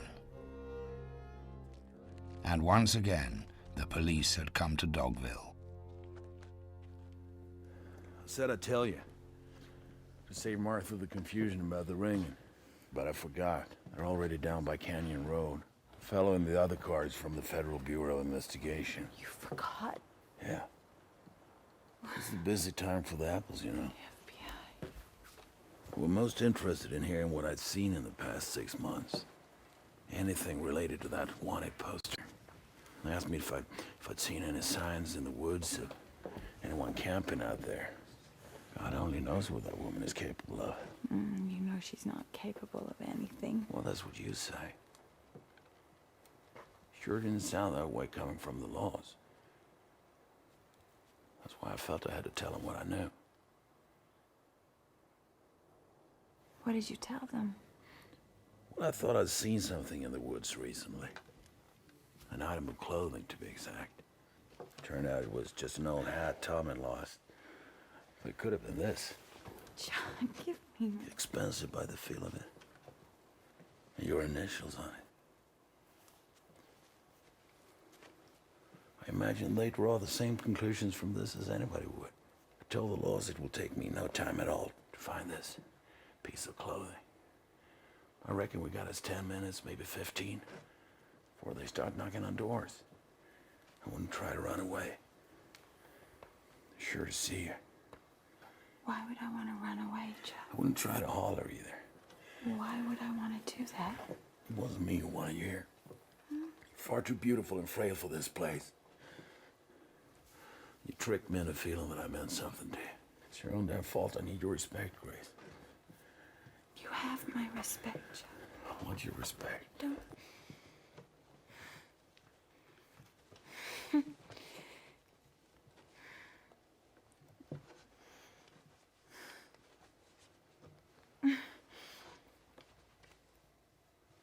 This is wrong. I can force the flowers to bloom early in spring. I can force you. Please.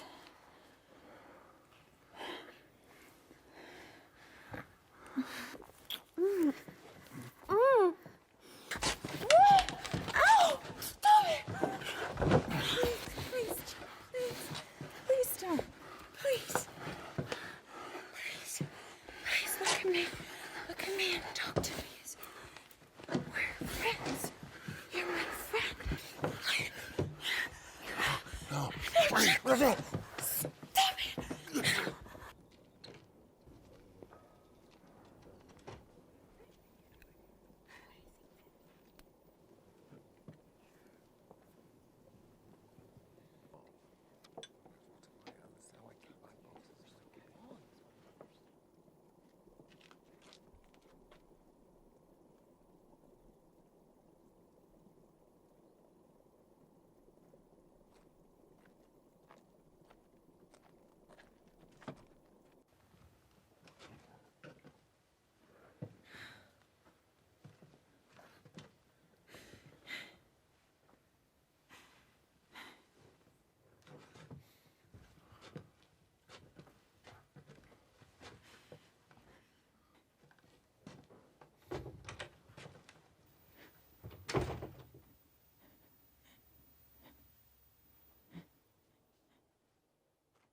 Have you seen Grace? She's at my place. She busy? Not anymore. Go right in.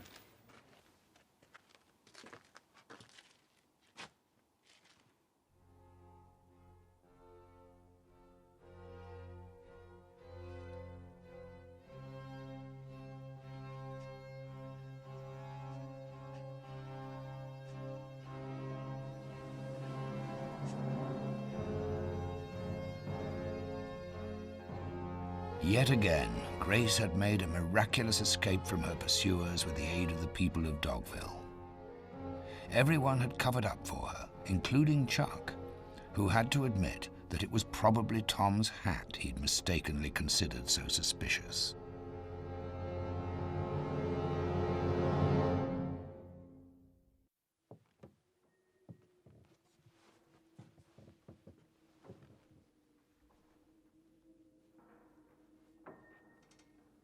That evening, Tom had sensed at once that something had taken place, but had to plead with Grace for ages before she finally broke down and unburdened herself.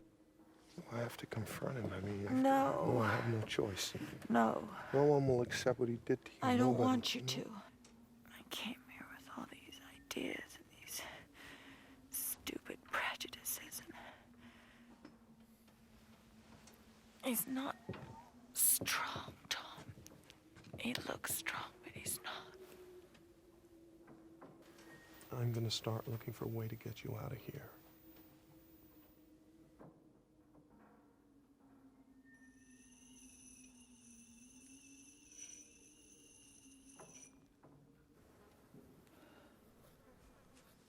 The end of the summer had come, and in Elm Street the second clutch of Dogville's scatty squirrels scooted in and out of the legs of children and grown-ups alike, searching in vain for Elm Street's non-existent elms. The heat had turned the soil among the gooseberry bushes to stone. But Grace did not complain. She threw herself into her work, happy that it was something you could actually grasp between your fingers. Hey, Liz. Hey, Vera. Better watch out, Grace. Vera's got it in for you today. What are you talking about? Maybe you thought he wouldn't tell me. Who? You hit Jason. I did. How could you do such a thing? I know. It sounds implausible, but he was asking for it. It's true, Vera. He's always asking for it. I should have done it myself a long time ago. Liz. Oh, it's your fault the way you've spoiled him. I know how much you love him, Vera. So do I. It won't happen again. It really won't. You No, can believe me. I know it won't, because I'll never leave them with you again. That'd be far too dangerous for any child of mine. I've been tired. Well, maybe you should see about sleeping at night like most folks do. Sleeping at night? Martha saw a certain Tom Edison, Jr., sneak out of her shed early this morning.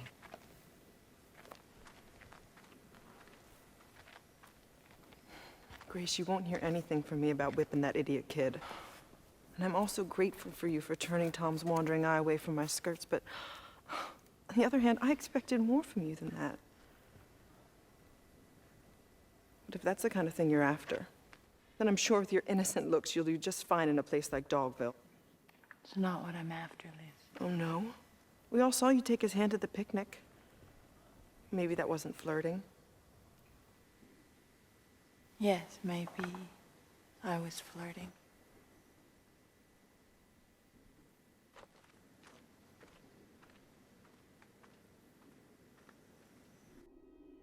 Next day, the weather changed. The fog came rolling down from the mountains. And although there were no sunsets to be seen, McKay thought it best that she sat by him anyway. She had sat by Jack McKay so many times now, but Jack had not got better at judging the distance between them. On the contrary, where fingers alone had previously brushed her young flesh, now it was a hand that remained in place throughout the allotted span. The hours in the orchard were long now, for the harvest was underway. And Grace had long since given up arguing with Chuck's perception that respect for cultivation, harvest, and fruit could be directly measured in provision of carnality. Though reluctant to leave Grace alone, Tom wandered around quite often now, lost in thought as he tried to crack the problem of possible escape. And as Grace's wages no longer found their way to her purse, he had stepped in, and together they had triumphantly picked up the last of the 7 figurines from Ma Ginger's window.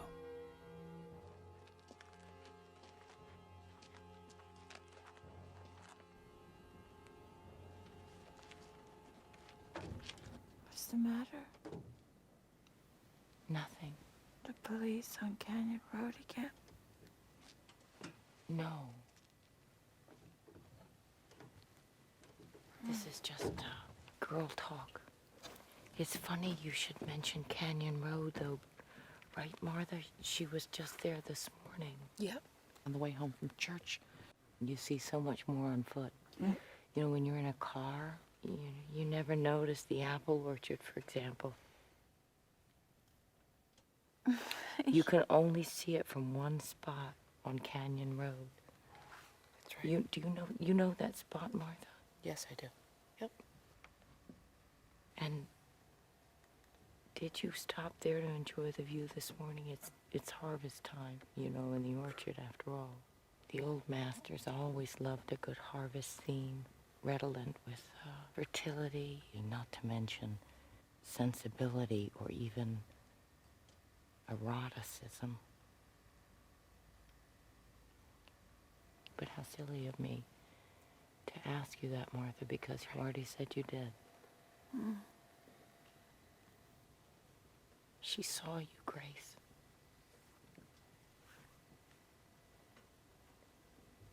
She saw you.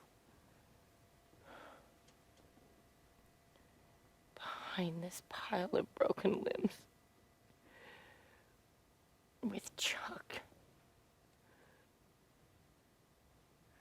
You said it wasn't the first time you'd made advances towards him. He never told me before because he wanted to spare my feelings. He's a withdrawn and primitive man. But at heart, he's loyal. And he's good. What do you want with my husband? I don't want anything with your husband or anybody. What about Tom and the hand-holding at the picnic? That's different. I like Tom. But you don't like Chuck. Liz and Martha are behind me. When I tell you I'm going to have to teach you a lesson, I believe in education. Vera. No, I believe smashing them is less a crime than making them. Vera, remember how I taught your children? What? Remember how happy you were when I taught your children about the doctrine of Stoicism and they finally understood it. All right, for that I'm gonna be lenient. I am going to break 2 of your figurines first. And if you can demonstrate your knowledge of the doctrine of Stoicism by holding back your tears, I'll stop. Have you got that?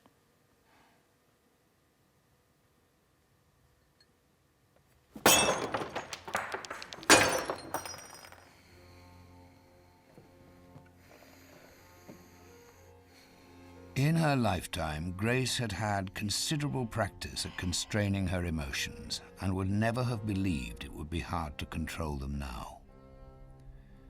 But as the porcelain pulverized on the floor, it was as if it were human tissue disintegrating. The figurines were the offspring of the meeting between the township and her.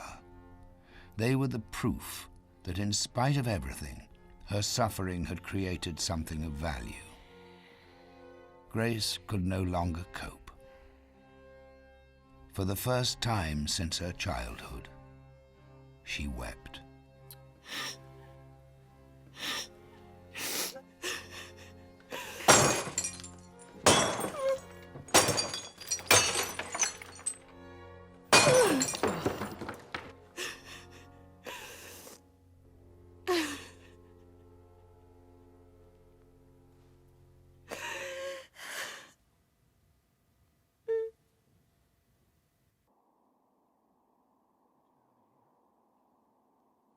Grace went to see Tom that very night and informed him that she was ready to follow his advice and leave the township. And since Tom had just made up his mind that a third party would be needed to ensure the success of an escape, they agreed that Ben possessed the greatest potential. But it was a case where money was required, Tom concluded, and estimated that considering the times and all, $10 would suffice for Ben and his truck. Well, we don't have $10. No, we borrow it.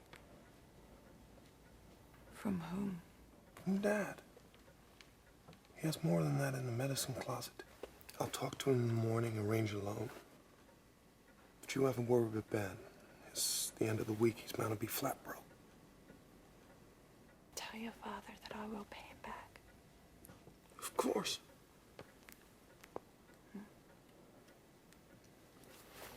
Thank you.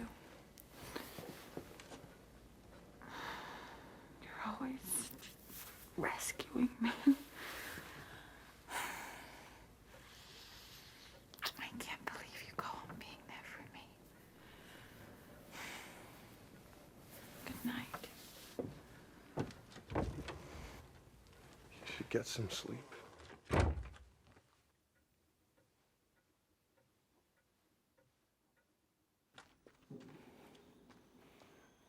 Grace went to see Ben next morning. When Grace presented the payment as compensation between friends, Ben did not object too heartily, considering the trouble he could receive from the rest of the townspeople when they realized what had happened. Perhaps they'd all be relieved that she was out of their lives, but somehow Grace wasn't too sure of that. Ben agreed to drive her, even though he wasn't out to profit from other folks' misfortunes, as he put it. I don't want to profit from other folks' misfortune. No.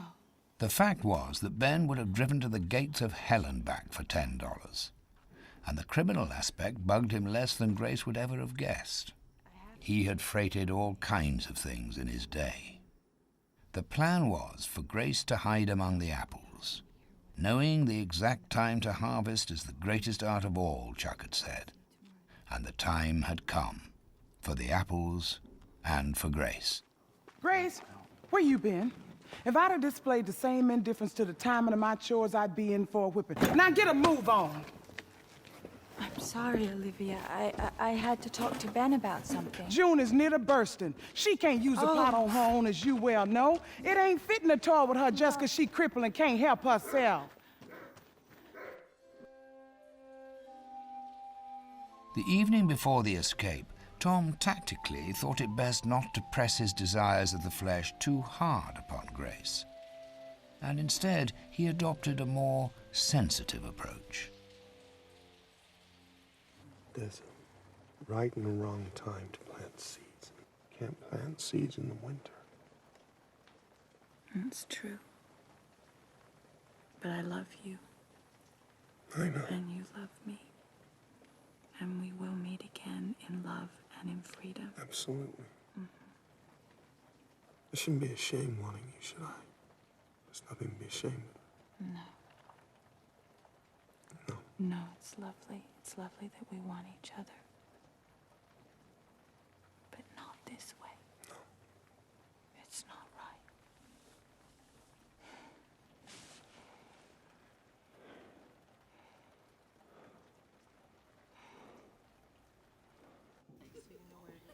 The next morning, when Grace wanted to slip down to Ben's as invisibly as possible, it seemed to Grace that the entire township was up and about at the same time. Grace, Yes, Vera. if you think that by hitting my child, you can get out of working for me, think again. Why don't you just come by as planned and we'll find something where you won't be able to harm anyone. At 12 o'clock? Yes. Why are you taking your copious belongings around with you? You're afraid you're gonna lose them? Grace, Ben's hauling apples today, so we won't be loading glasses. But that don't mean you're off work. Dad wants you to repack the whole last load. Maybe you can do it better and we'll have an extra crate.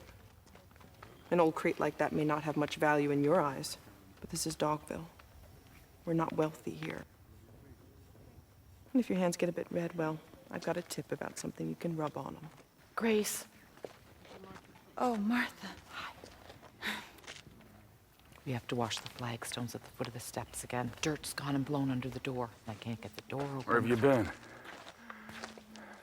Harvest is the holiest time of the year.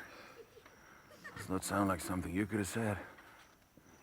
I'll be down in a minute, Chuck. I'll bring the crates down. Good.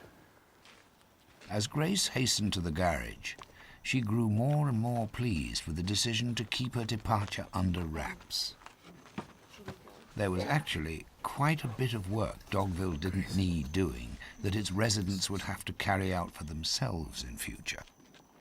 Grace, I don't like having to say this, but I'd like to ask if I could have the money up front.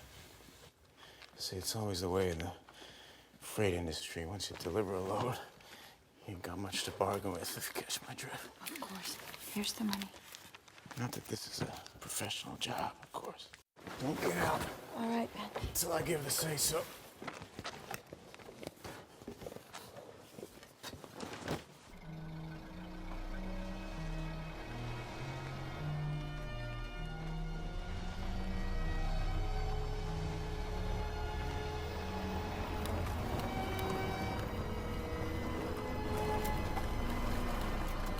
Canyon Road snaked down the valley and away, and Grace went too. And with every bend, the township and its noises faded ever more mercifully behind her.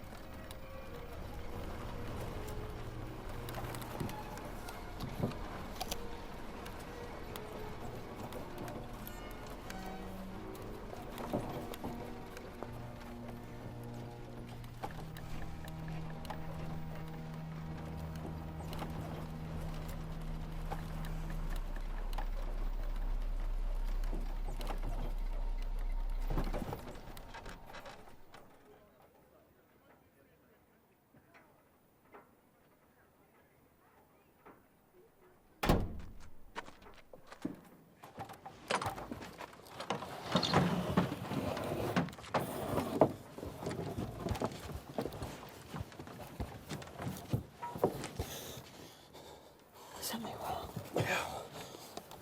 There had a lot of police up ahead. I wasn't expecting that. It's more dangerous than I thought. We'll have to go back. Back? No, we can't do that. No, it's just, if this was a professional transport job, you know, paid proper like, it'd be a lot easier, but it's been paid for. Yeah, but in the freight industry, carrying dangerous load, it costs more. A surcharge, they call it. If this were a professional job, I could just charge you. But Ben, I don't have any more money.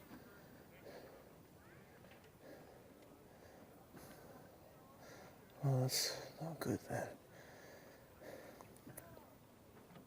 You know, you said once that there aren't many pleasures in my life. And you know I go to Miss Laura once a week. Yeah. And you got me to see that it weren't nothing to be ashamed of. And see, I was gonna go there tonight.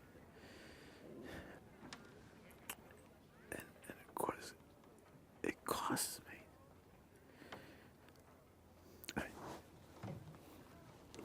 Not as much as a surcharge for dangerous goods, but still. Does cost me, you know. No, Ben. No. Please don't. No. It's not personal. Grace, it's not personal. I have to take due payment, that's all. I don't have a choice. can't buck the freight industry, can I? We're parked in the square in Georgetown, right outside the church. You better keep your voice down.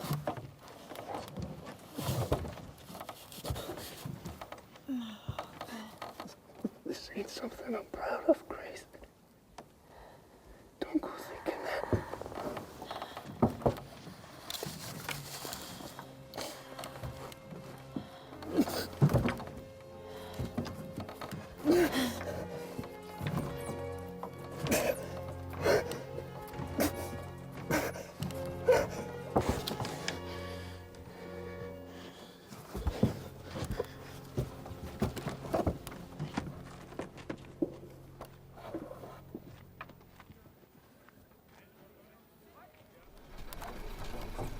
Grace fell asleep on the long highway, thanks to her healthy ability to push any unpleasantness around her far away. A generous God had blessed her with the rare talent of being able to look ahead, and only ahead. And later, when the truck slowed down, about to reach its destination, and she slowly returned to consciousness, she had no way of knowing how long she had slept. All she knew was that she would be happy to see the light of day again. And then she heard the dog.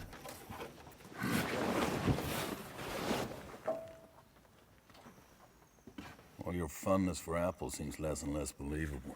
See? You bruised them.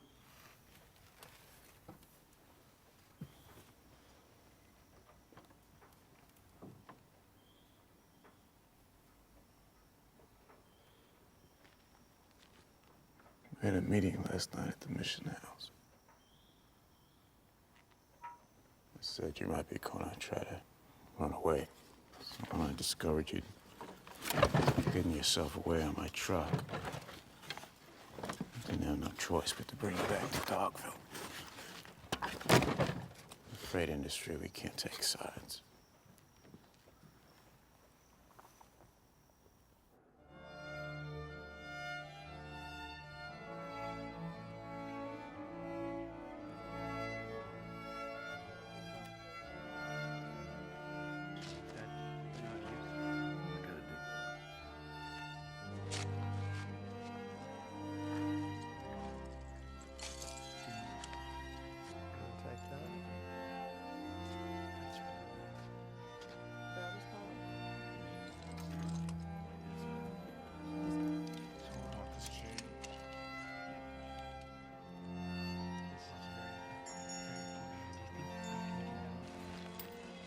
It didn't help Grace that the first theft ever registered in Dogville had taken place the previous evening when most people were assembled for the town meeting. Old Tom Edison Sr. had had a considerable sum of money stolen from his medicine closet, and suspicion soon fell on Grace, who had apparently been planning an escape that would surely require funding. Grace chose to remain silent in the face of these new charges. And then Bill, who had lately improved his engineering skills to an astonishing degree, had by way of his first design implemented a kind of escape prevention mechanism. Beautiful it might not have been, but effective he dared say it was.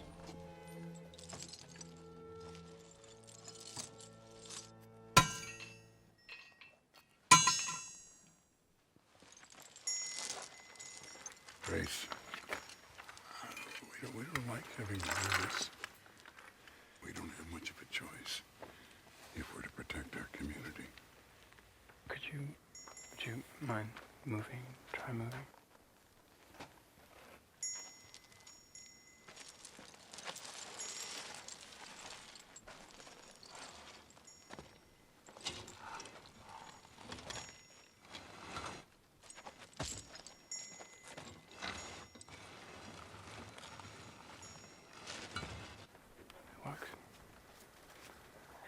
We had to make this heavy enough so that it could only move where the ground is level, and the ground is level in town.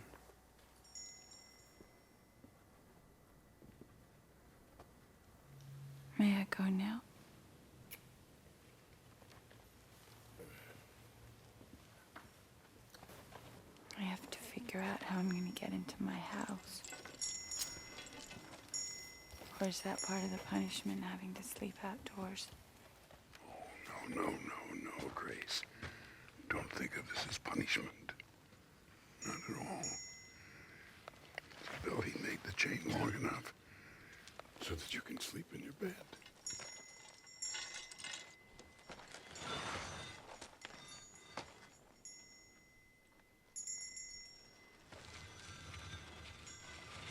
Grace, 6 o'clock. Yes, Mrs. Henson.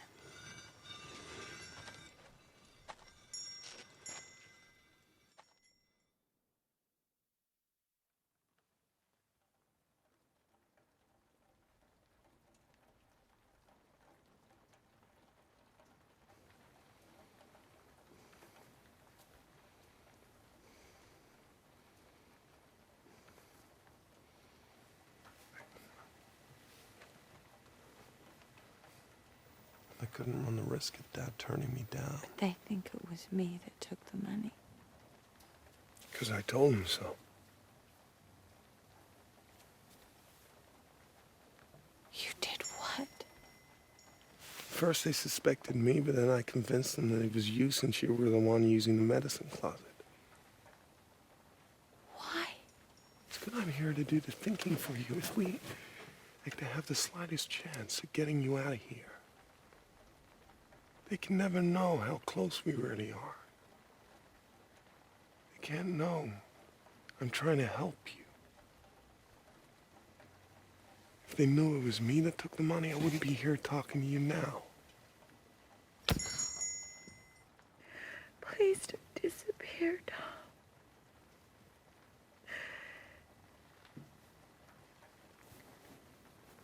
I need you. I'll break this one with some thinking.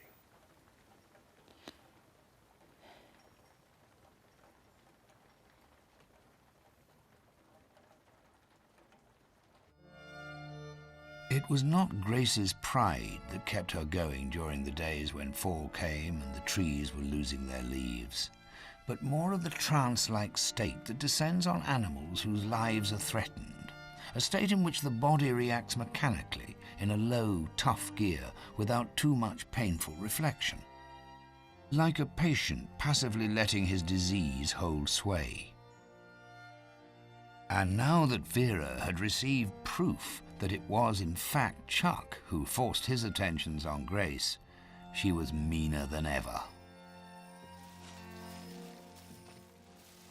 Had Grace had friends in Dogville, they too fell like the leaves. Most townspeople of the male sex now visited Grace at night to fulfill their sexual needs. It had occurred to the children to give the bell an extra ring every time such an act had been consummated, much to Martha's confusion. But since the chain had been attached, things had become easier for everyone. The harassments in bed did not have to be kept so secret anymore because they couldn't really be compared to a sexual act. They were embarrassing in the way it is when a hillbilly has his way with a cow, but no more than that. Tom saw everything. It pained him, and the sexual visits were a particularly severe blow. Good night.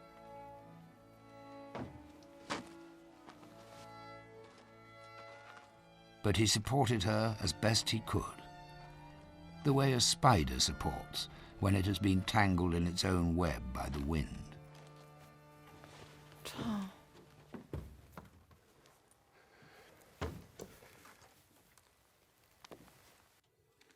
Everything I tried to do went wrong. I can't come up with the answer I was looking for. Oh, you'll come up with it. You'll see. You're very clever.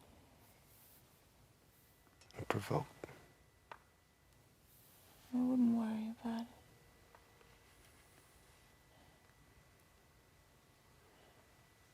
We provoked them. Now it's time for us to provoke ourselves. What do you mean? I mean, by showing them some trust. It all started with a meeting, so it would be logical to end it with one, too. You'll talk. They'll listen. They can't refuse to listen. What will I say? Everything. You'll say everything. Everything? Yeah, the truth. The truth. Just the truth about each and every one of them. I don't think they're gonna want to hear that. No, I know. It's like a child who doesn't want to take his medicine. They'll be furious at first, but in the end they'll see that it's for their own good. Just don't be hateful. Don't be reproving. If anybody can do it, Grace, you can. They'll all realize that this web of misunderstanding and injustice has only one true victim, and that's you. From there, it's only one small step to forgiveness. You've done some hard thinking, Tom Edison. I'm sure it's an excellent plan. I'm sure.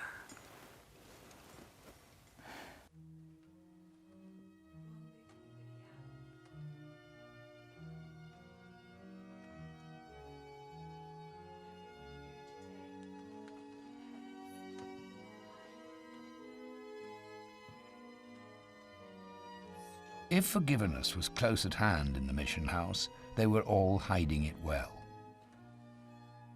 It hadn't been easy for Tom to get them there. Appealing to consciences stowed farther and farther away by their owners every day, as if they were as fragile as Henson's glasses after polishing, had proved quite a task. But if one was going, the others might as well come along too, so nobody could talk behind anybody's back. Tom had set the scene for Grace's speech. Now she'd have to sink or swim, and sincerity be brought to bear. While Grace addressed the silent congregation in the mission house on Elm Street, the first of the early autumn snowstorms embraced the town. The snowflakes dusted down over the old buildings as if this were just any old town, and they played in the branches and twigs from which the apples had hung. But luckily, the harvest was home, and via the freight industry had found a market despite the ever-disappointing prices. Grace had presented her story with clarity. She had not embellished or understated.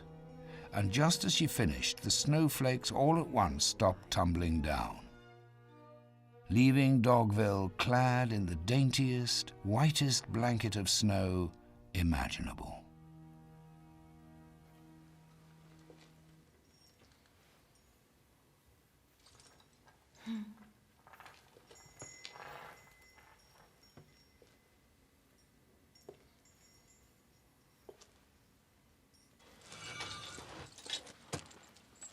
I don't think it went very well. It's fine. You did good.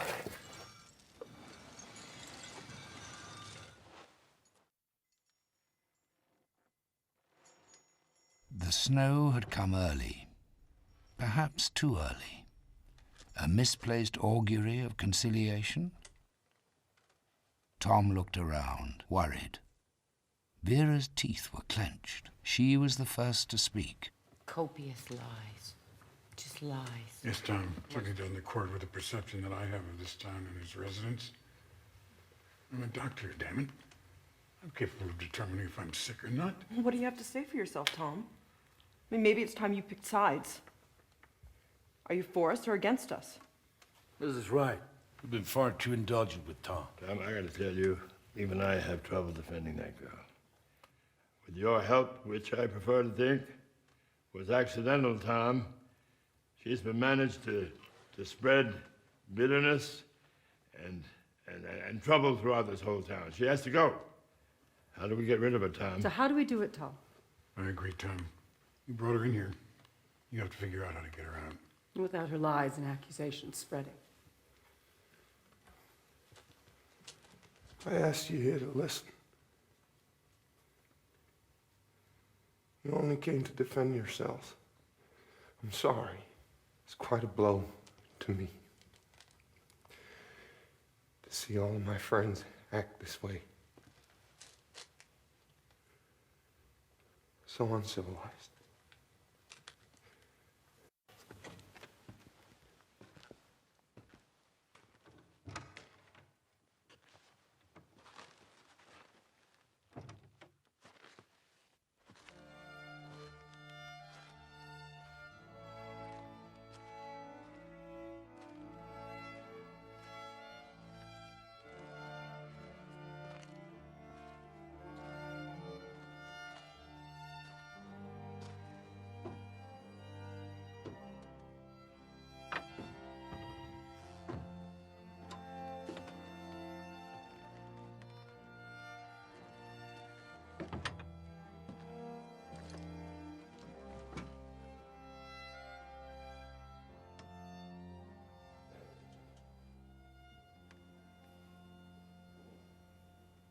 Your plan didn't work out very well, did it?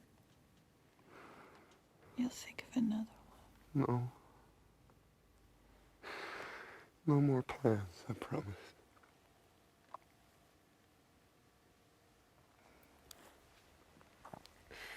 They asked me to choose between you and them.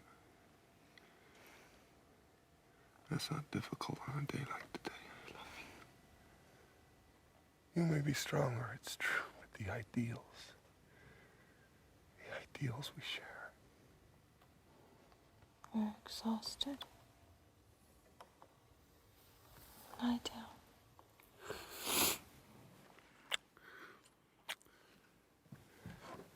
I've chosen, Grace. I've chosen you.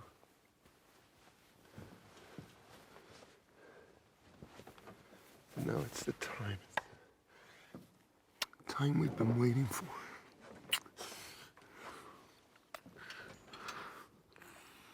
We freed ourselves at Dogville.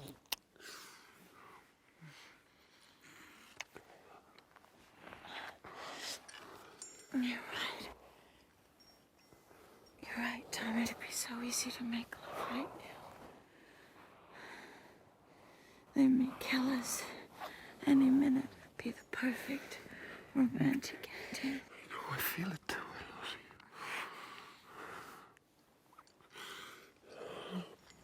It'd be so beautiful, but from the point of view of our love, so completely wrong.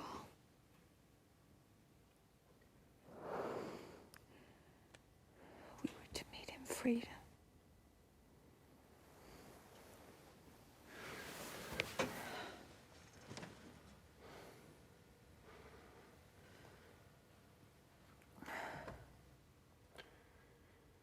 You're cold now, Grace.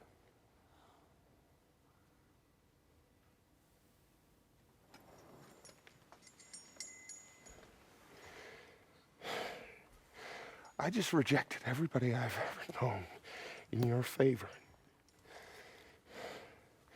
Wouldn't it be worth compromising just one of your ideals, just a little, to ease my pain? Everybody in this town's had your body but me. We're the ones supposed to be in love. My darling Tom. You can have me if you want me. Just do what the others do. Threaten me. Tell me that you'll turn me into the law, to the gangsters, and I promise you, you can take whatever it is you want from me. I trust you. But maybe you don't trust yourself. Perhaps you've been tempted. You've been tempted to join the others and force me. Perhaps that's why you're so upset. All I've ever tried to do is help you. I'm just asking if you're afraid you could be so human. No, I'm not afraid of that. Not in the least. Good.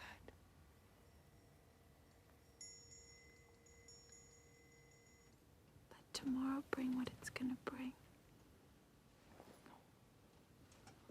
It's not a crime to doubt yourself, Tom. wonderful that you don't. I can't find the rest. I think I should go out for a couple of minutes. Take a walk or something. I don't know. Get it all out of my system. Trudge the streets. Listen to the wind as it passes through the woods, up through the valley. And all that.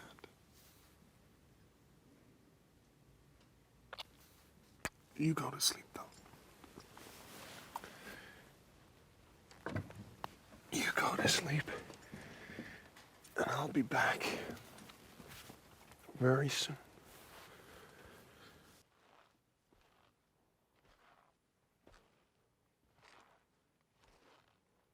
Of course, it was all a load of nonsense. If anybody was capable of keeping track of ideals and reality, he was. After all, it was his job. Moral issues were his home ground.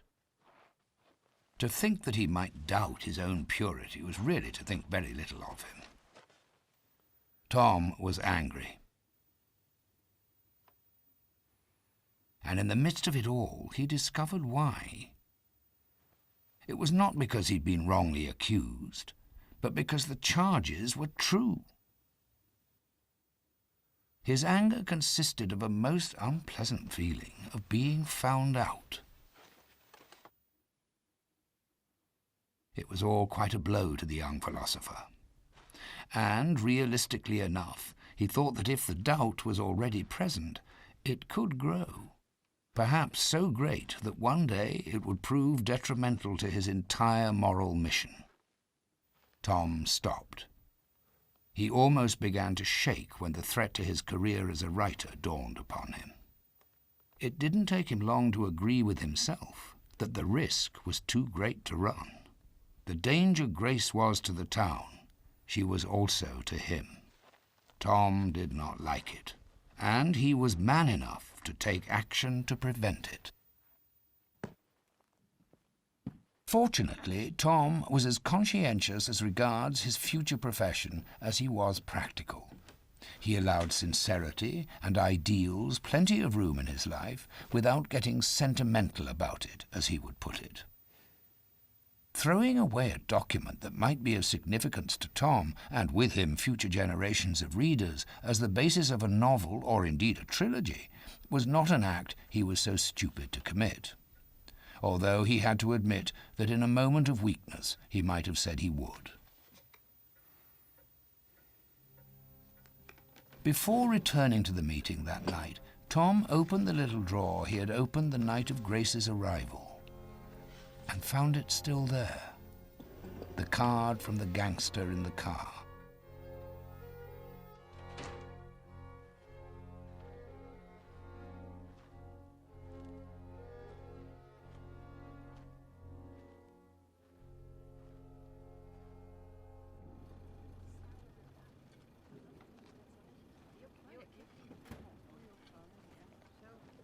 The next day the sun was shining in the brisk autumn sky, and the snow was long since gone. For the first time for ages, the pile driver could be heard in the marshlands as it hammered in the piles of what might or might not be a penitentiary. Grace opened her eyes after an almost unconscious sleep and was confused. Judging by the light coming through the cracks in the walls, it had to be nearly midday. The grey hour, as Jack McKay for some reason called noon in Dogville. Being a man of many ideas and proclivities, quite a few of which Grace would have preferred to remain ignorant of. But why had nobody roused her? Nobody had hammered furiously at her door. Not a child had thrown mud into her bed or broken her remaining window panes. Now she remembered. She recalled the meeting the previous day, and puzzled still more. Why had she not been confronted with the outcome of that meeting, or even killed? It was quite unlike Dogville to restrain its indignation on any point. Perhaps things had turned out well after all. Good morning, Mrs. Henderson. Oh, Morning. I would have come earlier, but I overslept. Oh, never mind. Liz put her back into it this morning. We thought some time off would be good for you. That was quite a speech you made yesterday. Gave us all something to think about.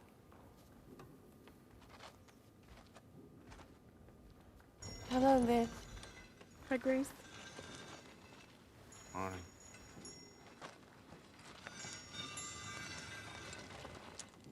I overslept. Morning, Miss Grace. Good morning. How you this morning? I overslept. Oh, that's all right.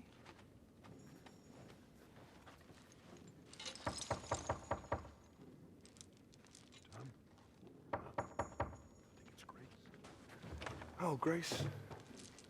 2 seconds. Good news.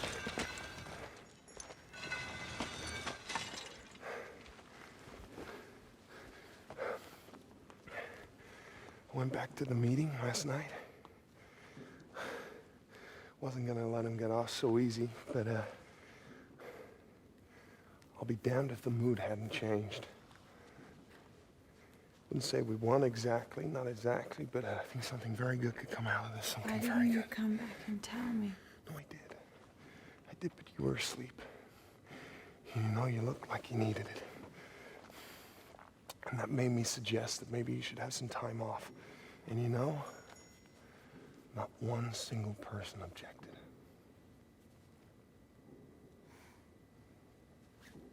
That sounds wonderful. I know it does, doesn't it?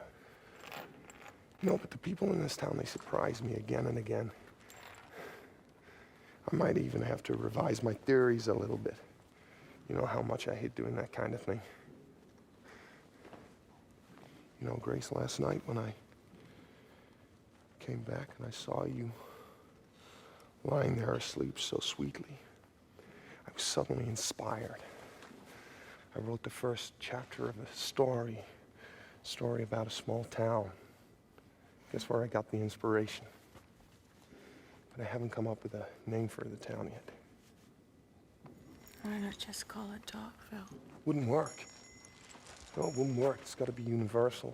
A lot of writers make that mistake, you see. Hey, you want me to read it to you?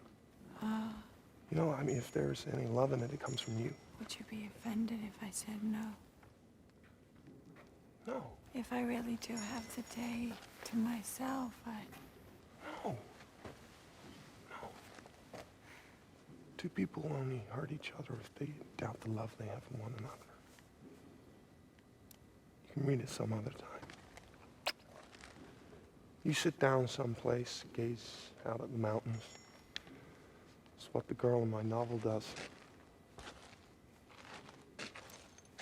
I'll see you later. I'll see you. Good news.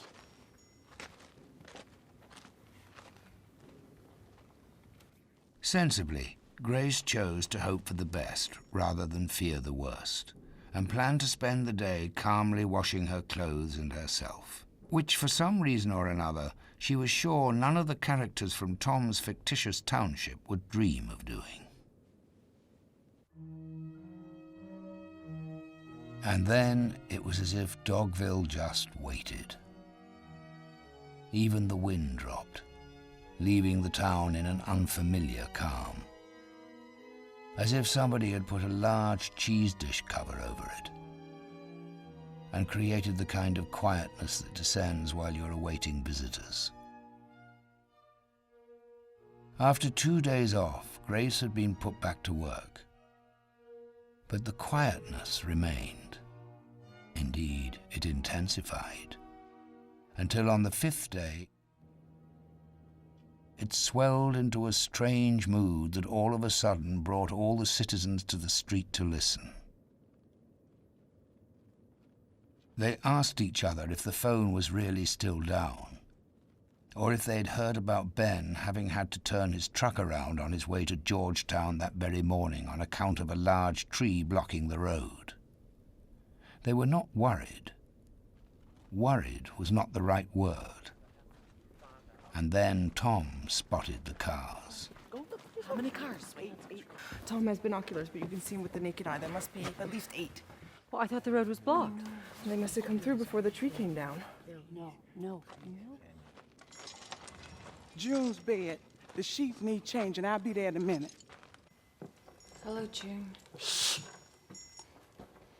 Grace had just started on the bed, which June had soiled yet again, when an irritating feeling of wasting her time forced itself upon her. And it was without thinking she then said the words, Nobody gonna sleep here.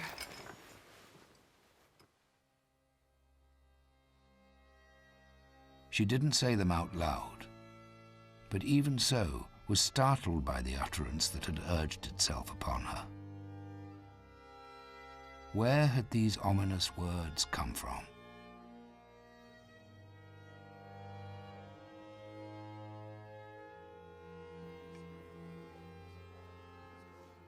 Darkness was falling as Grace made her way home from work that evening.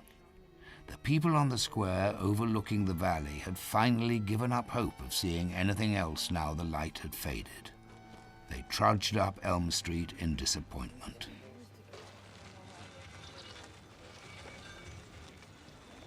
Tom. Oh, Grace, there were some cars, but too dark. We can't see anymore. We haven't seen much of each other. Yeah, I know. I've been busy with my book, you know. Can I ask you something? Yeah, anything. You couldn't bring yourself to throw it away, could you? The number he gave you that night, you couldn't throw it away. I told you how dangerous that man was. That was stupid.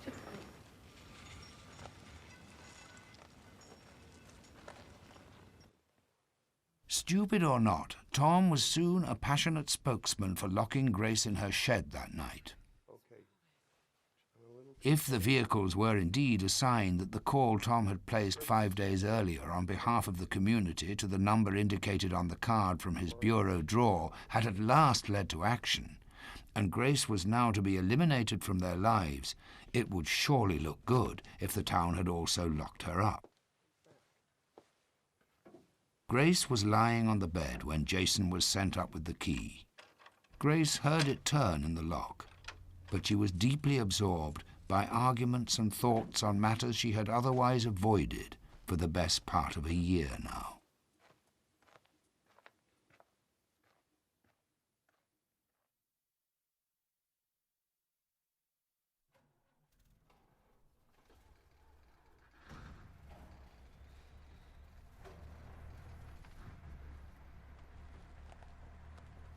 From the moment when they'd finally heard the sound of vehicles starting one after the other from the direction of the edge of the woods, things had moved rapidly.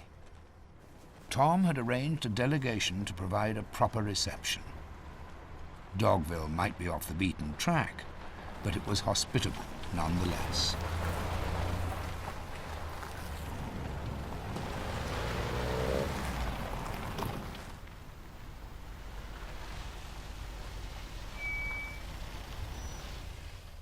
Welcome, gentlemen, welcome.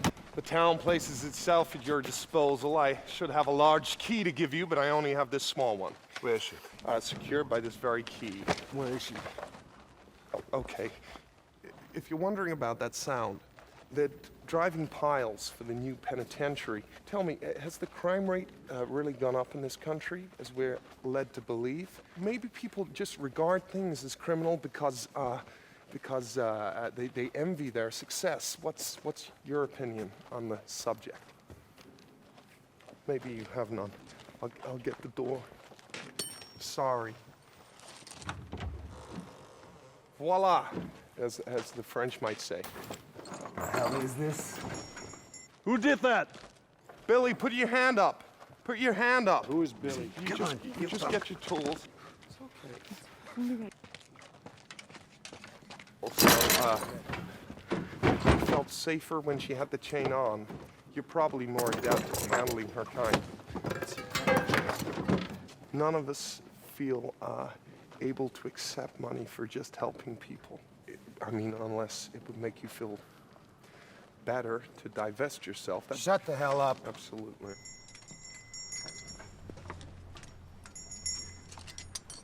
Grace was no expert in exclusive automobiles, yet she recognized with no difficulty the sound of the vehicle that was rounding the corner from Canyon Road at that very moment.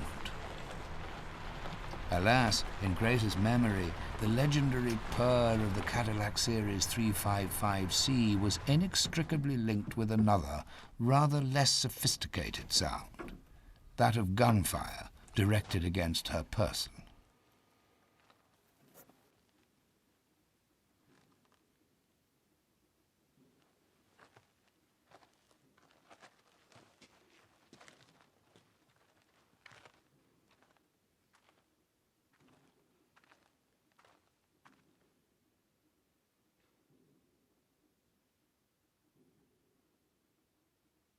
Don't.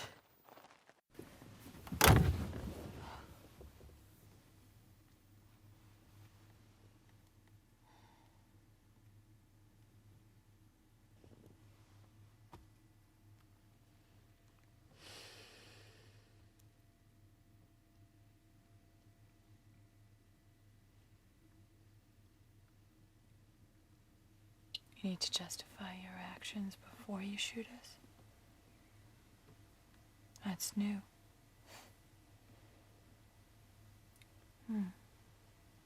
That could be interpreted as weakness, Daddy. I'm disappointed in you. I don't want to shoot anybody. You shot at me before. Yes. Yes, I regret that. You ran away. But shooting at you certainly didn't have matters. Of course not. You're far, far too stubborn. If you didn't want to kill me, then why did you come? Our last conversation, the one in which you told me what it was you didn't like about me, never really concluded. As you ran away, I should be allowed to tell you what I don't like about you. That, I believe, would be a rule of polite conversation, no? That's why you showed up. And you call me stubborn? You're sure you're not here to force me to go back and become like you? If I thought there was a chance of forcing you, but of course that would never happen. You're more than welcome to return home and become my daughter again anytime. And I would even begin to share my power and responsibility with you if you did. Not that you care. So what is it? What is it? The thing that you don't like about me? It was a word you used that provoked me. You called me arrogant. To plunder, as it were, a God-given right, I'd call that arrogant, Daddy. But that is exactly what I don't like about you. It's you that is arrogant. That's what you came here to say? I'm not the one passing judgment, Daddy. You are. No. You do not pass judgment because you sympathize with them. A deprived childhood and a homicide really isn't necessarily a homicide, right? The only thing you can blame is circumstances. Rapists and murderers may be the victims according to you, but I call them dogs. And if they're lapping up their own vomit, the only way to stop them is with a lash. But dogs only obey their own nature, so why shouldn't we forgive them? Dogs can be taught many useful things, but not if we forgive them every time they obey their own nature.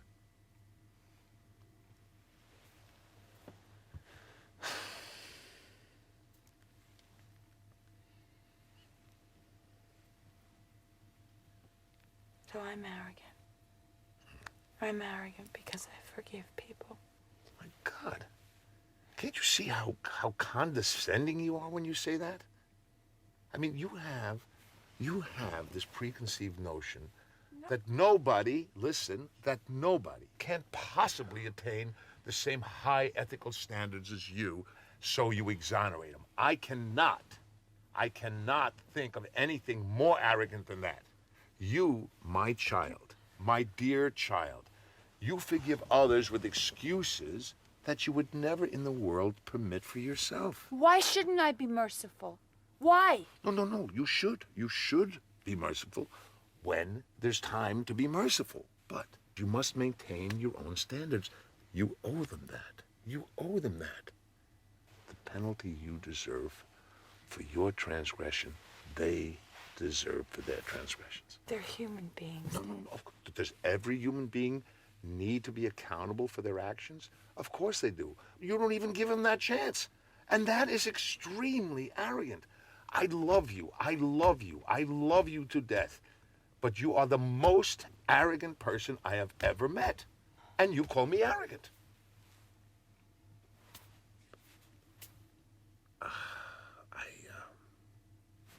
I have no more to say. You're arrogant. I'm arrogant. You've said it. Now you can leave. And not my daughter, I suppose. I said without my daughter. Yes. Well. Yes. Well, you decide. You decide. Grace, they say you're having some trouble here. No. No more trouble than back home. I'm going to give you a little time to think about this. Perhaps you'll change your mind. I won't. Listen, my love.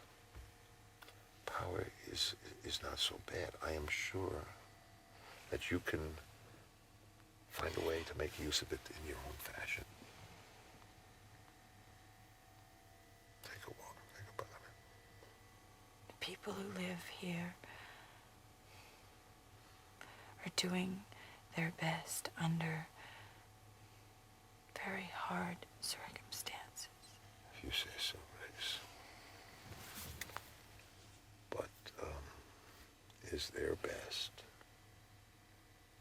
really good enough? I do love you.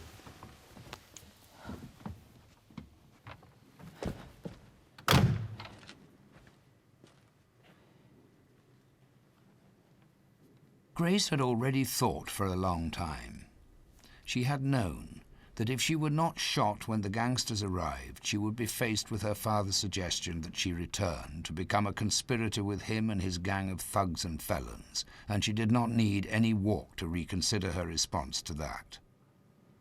Even though the difference between the people she knew back home and the people she'd met in Dogville had proven somewhat slighter than she'd expected.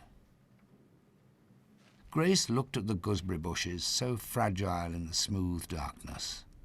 It was good to know that if you did not treat them ill, they would be there come spring, as always, and come summer they'd again be bursting with the quite incomprehensible quantity of berries that were so good in pies, especially with cinnamon. Grace looked around at the frightened faces behind the window panes that were following her every step, and felt ashamed of being part of inflicting that fear. How could she ever hate them for what was at bottom merely their weakness? She would probably have done things like those that had befallen her if she had lived in one of these houses, to measure them by her own yardstick, as her father put it. Would she not, in all honesty, have done the same as Chuck, and Vera and Ben, and Mrs. Henson, and Tom, and all these people in their houses? Grace paused, and while she did, the clouds scattered and let the moonlight through.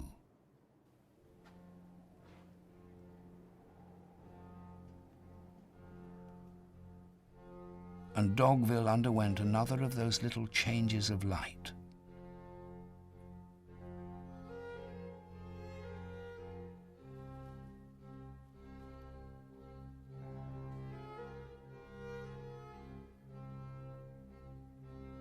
It was as if the light, previously so merciful and faint, finally refused to cover up for the town any longer. Suddenly you could no longer imagine a berry that would appear one day on a gooseberry bush, but only see the thorn that was there right now. The light now penetrated every unevenness and flaw in the buildings, and in the people. And all of a sudden she knew the answer to her question all too well. If she had acted like them, she could not have defended a single one of her actions, and could not have condemned them harshly enough. It was as if her sorrow and pain finally assumed their rightful place. No, what they had done was not good enough. And if one had the power to put it to rights, it was one's duty to do so, for the sake of other towns, for the sake of humanity, and not least for the sake of the human being that was Grace herself.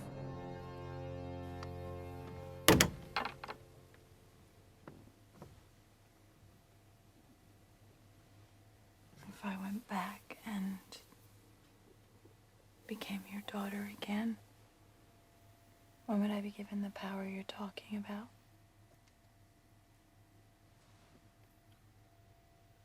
No. At once. Why not?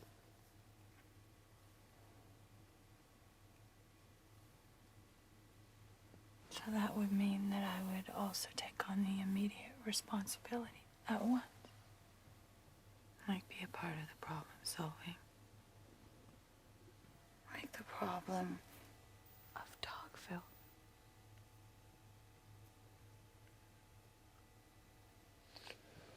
Could start by shooting a dog and nailing it to a wall. Over there, beneath that lamp, for example.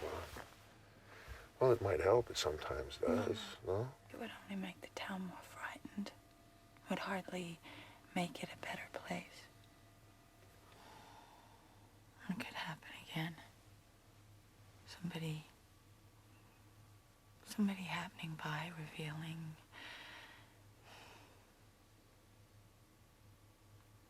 their frailty.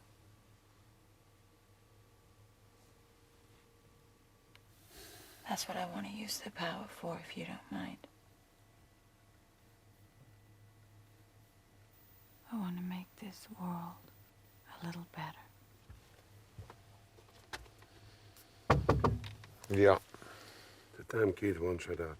Says he wants to talk to you, miss. Can we just shoot him now? Let me talk to him.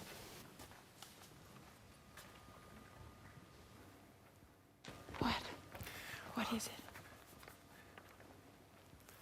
A man can't really be blamed for being scared now, can he? No. No. I was scared, Grace. I used you, and I am sorry. I'm stupid, I am. I'm not, maybe even arrogant sometimes. You are, Tom. Although using people is not very charming, I think you have to agree that this specific illustration has surpassed all expectations. It says so much about being human. It's been painful, but I think you also have to agree it's been edifying, wouldn't you say? Not now, Tom. Not now.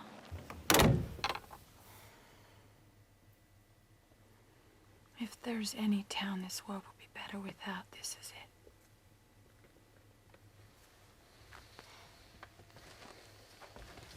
Yes. Shoot them, burn down the town.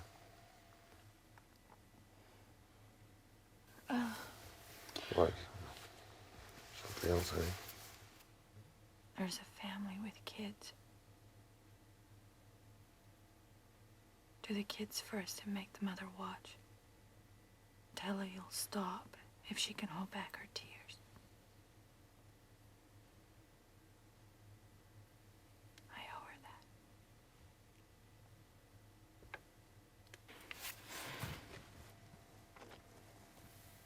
I'm afraid she cries a little too easily. We'd better get you out of here. I'm afraid you've learned far too much already. Come on, come on. Are you cold, sweetie? Would you like a wrap? Fine.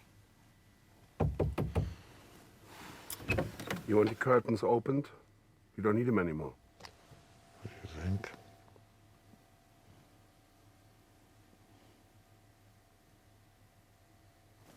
I think we should open them. I think it's appropriate.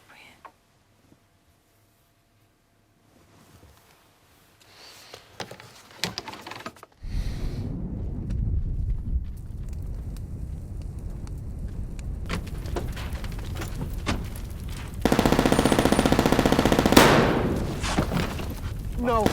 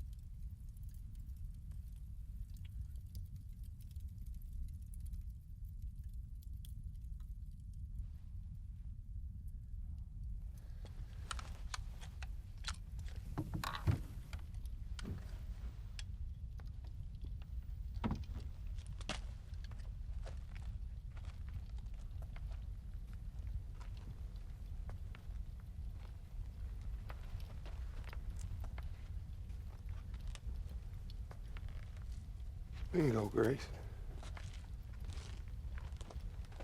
Bingo. I have to tell you, your illustration had beat the hell out of mine. It's frightening, yes, but so clear. Do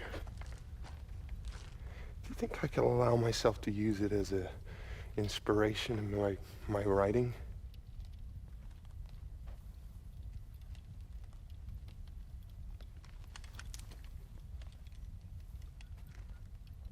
Goodbye, Tom.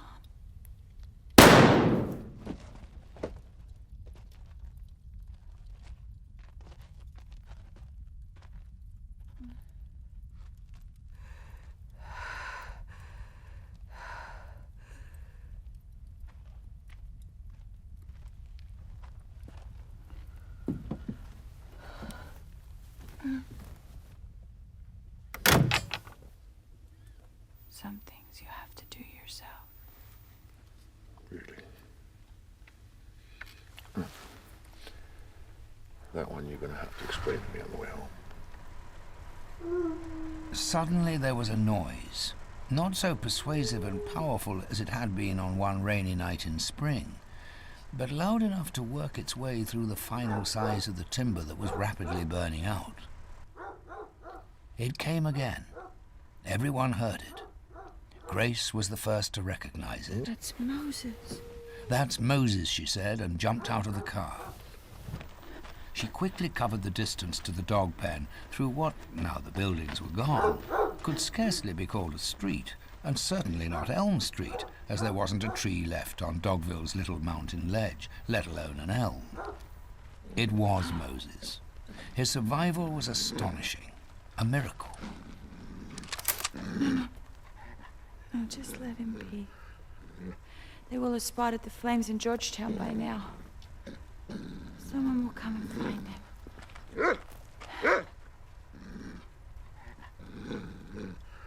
He's just angry because I once took his bone.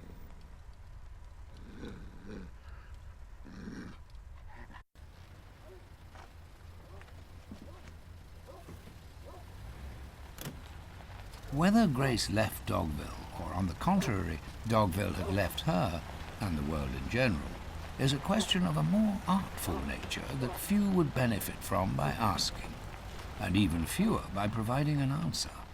And nor, indeed, will it be answered here.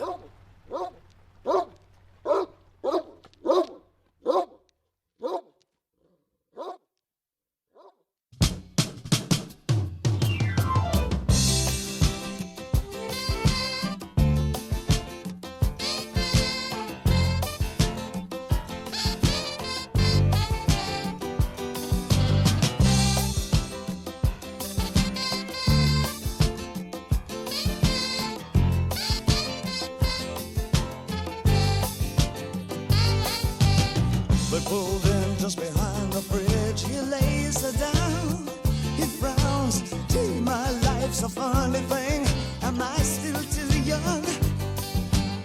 He kissed her then and there. She took his ring, took his babies. It took him minutes, took her nowhere. Heaven knows he'd have taken anything. All night. She wants a young American.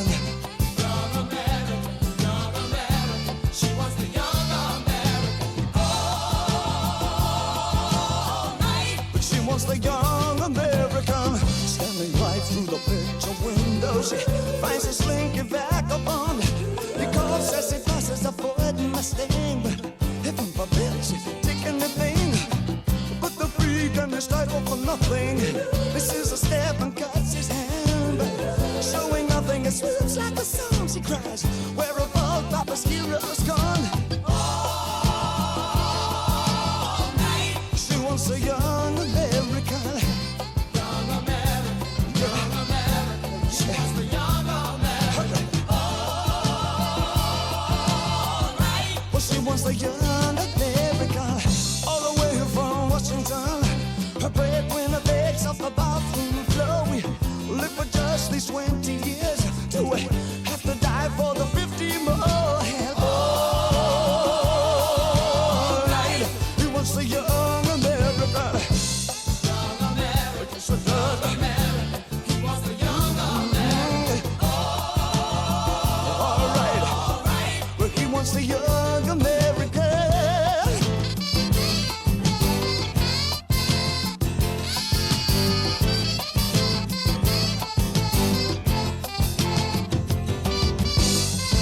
Do you remember your President Nixon? Do you remember the bills you have to pay, or even yesterday?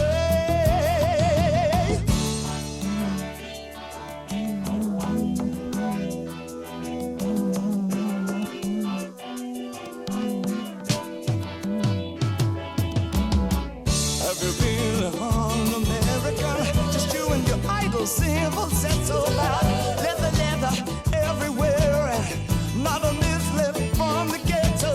Well, would you carry your visa? Just in case of depression. Sit on your hands on the bus of survivors, blushing at all the Afro-Sheeners.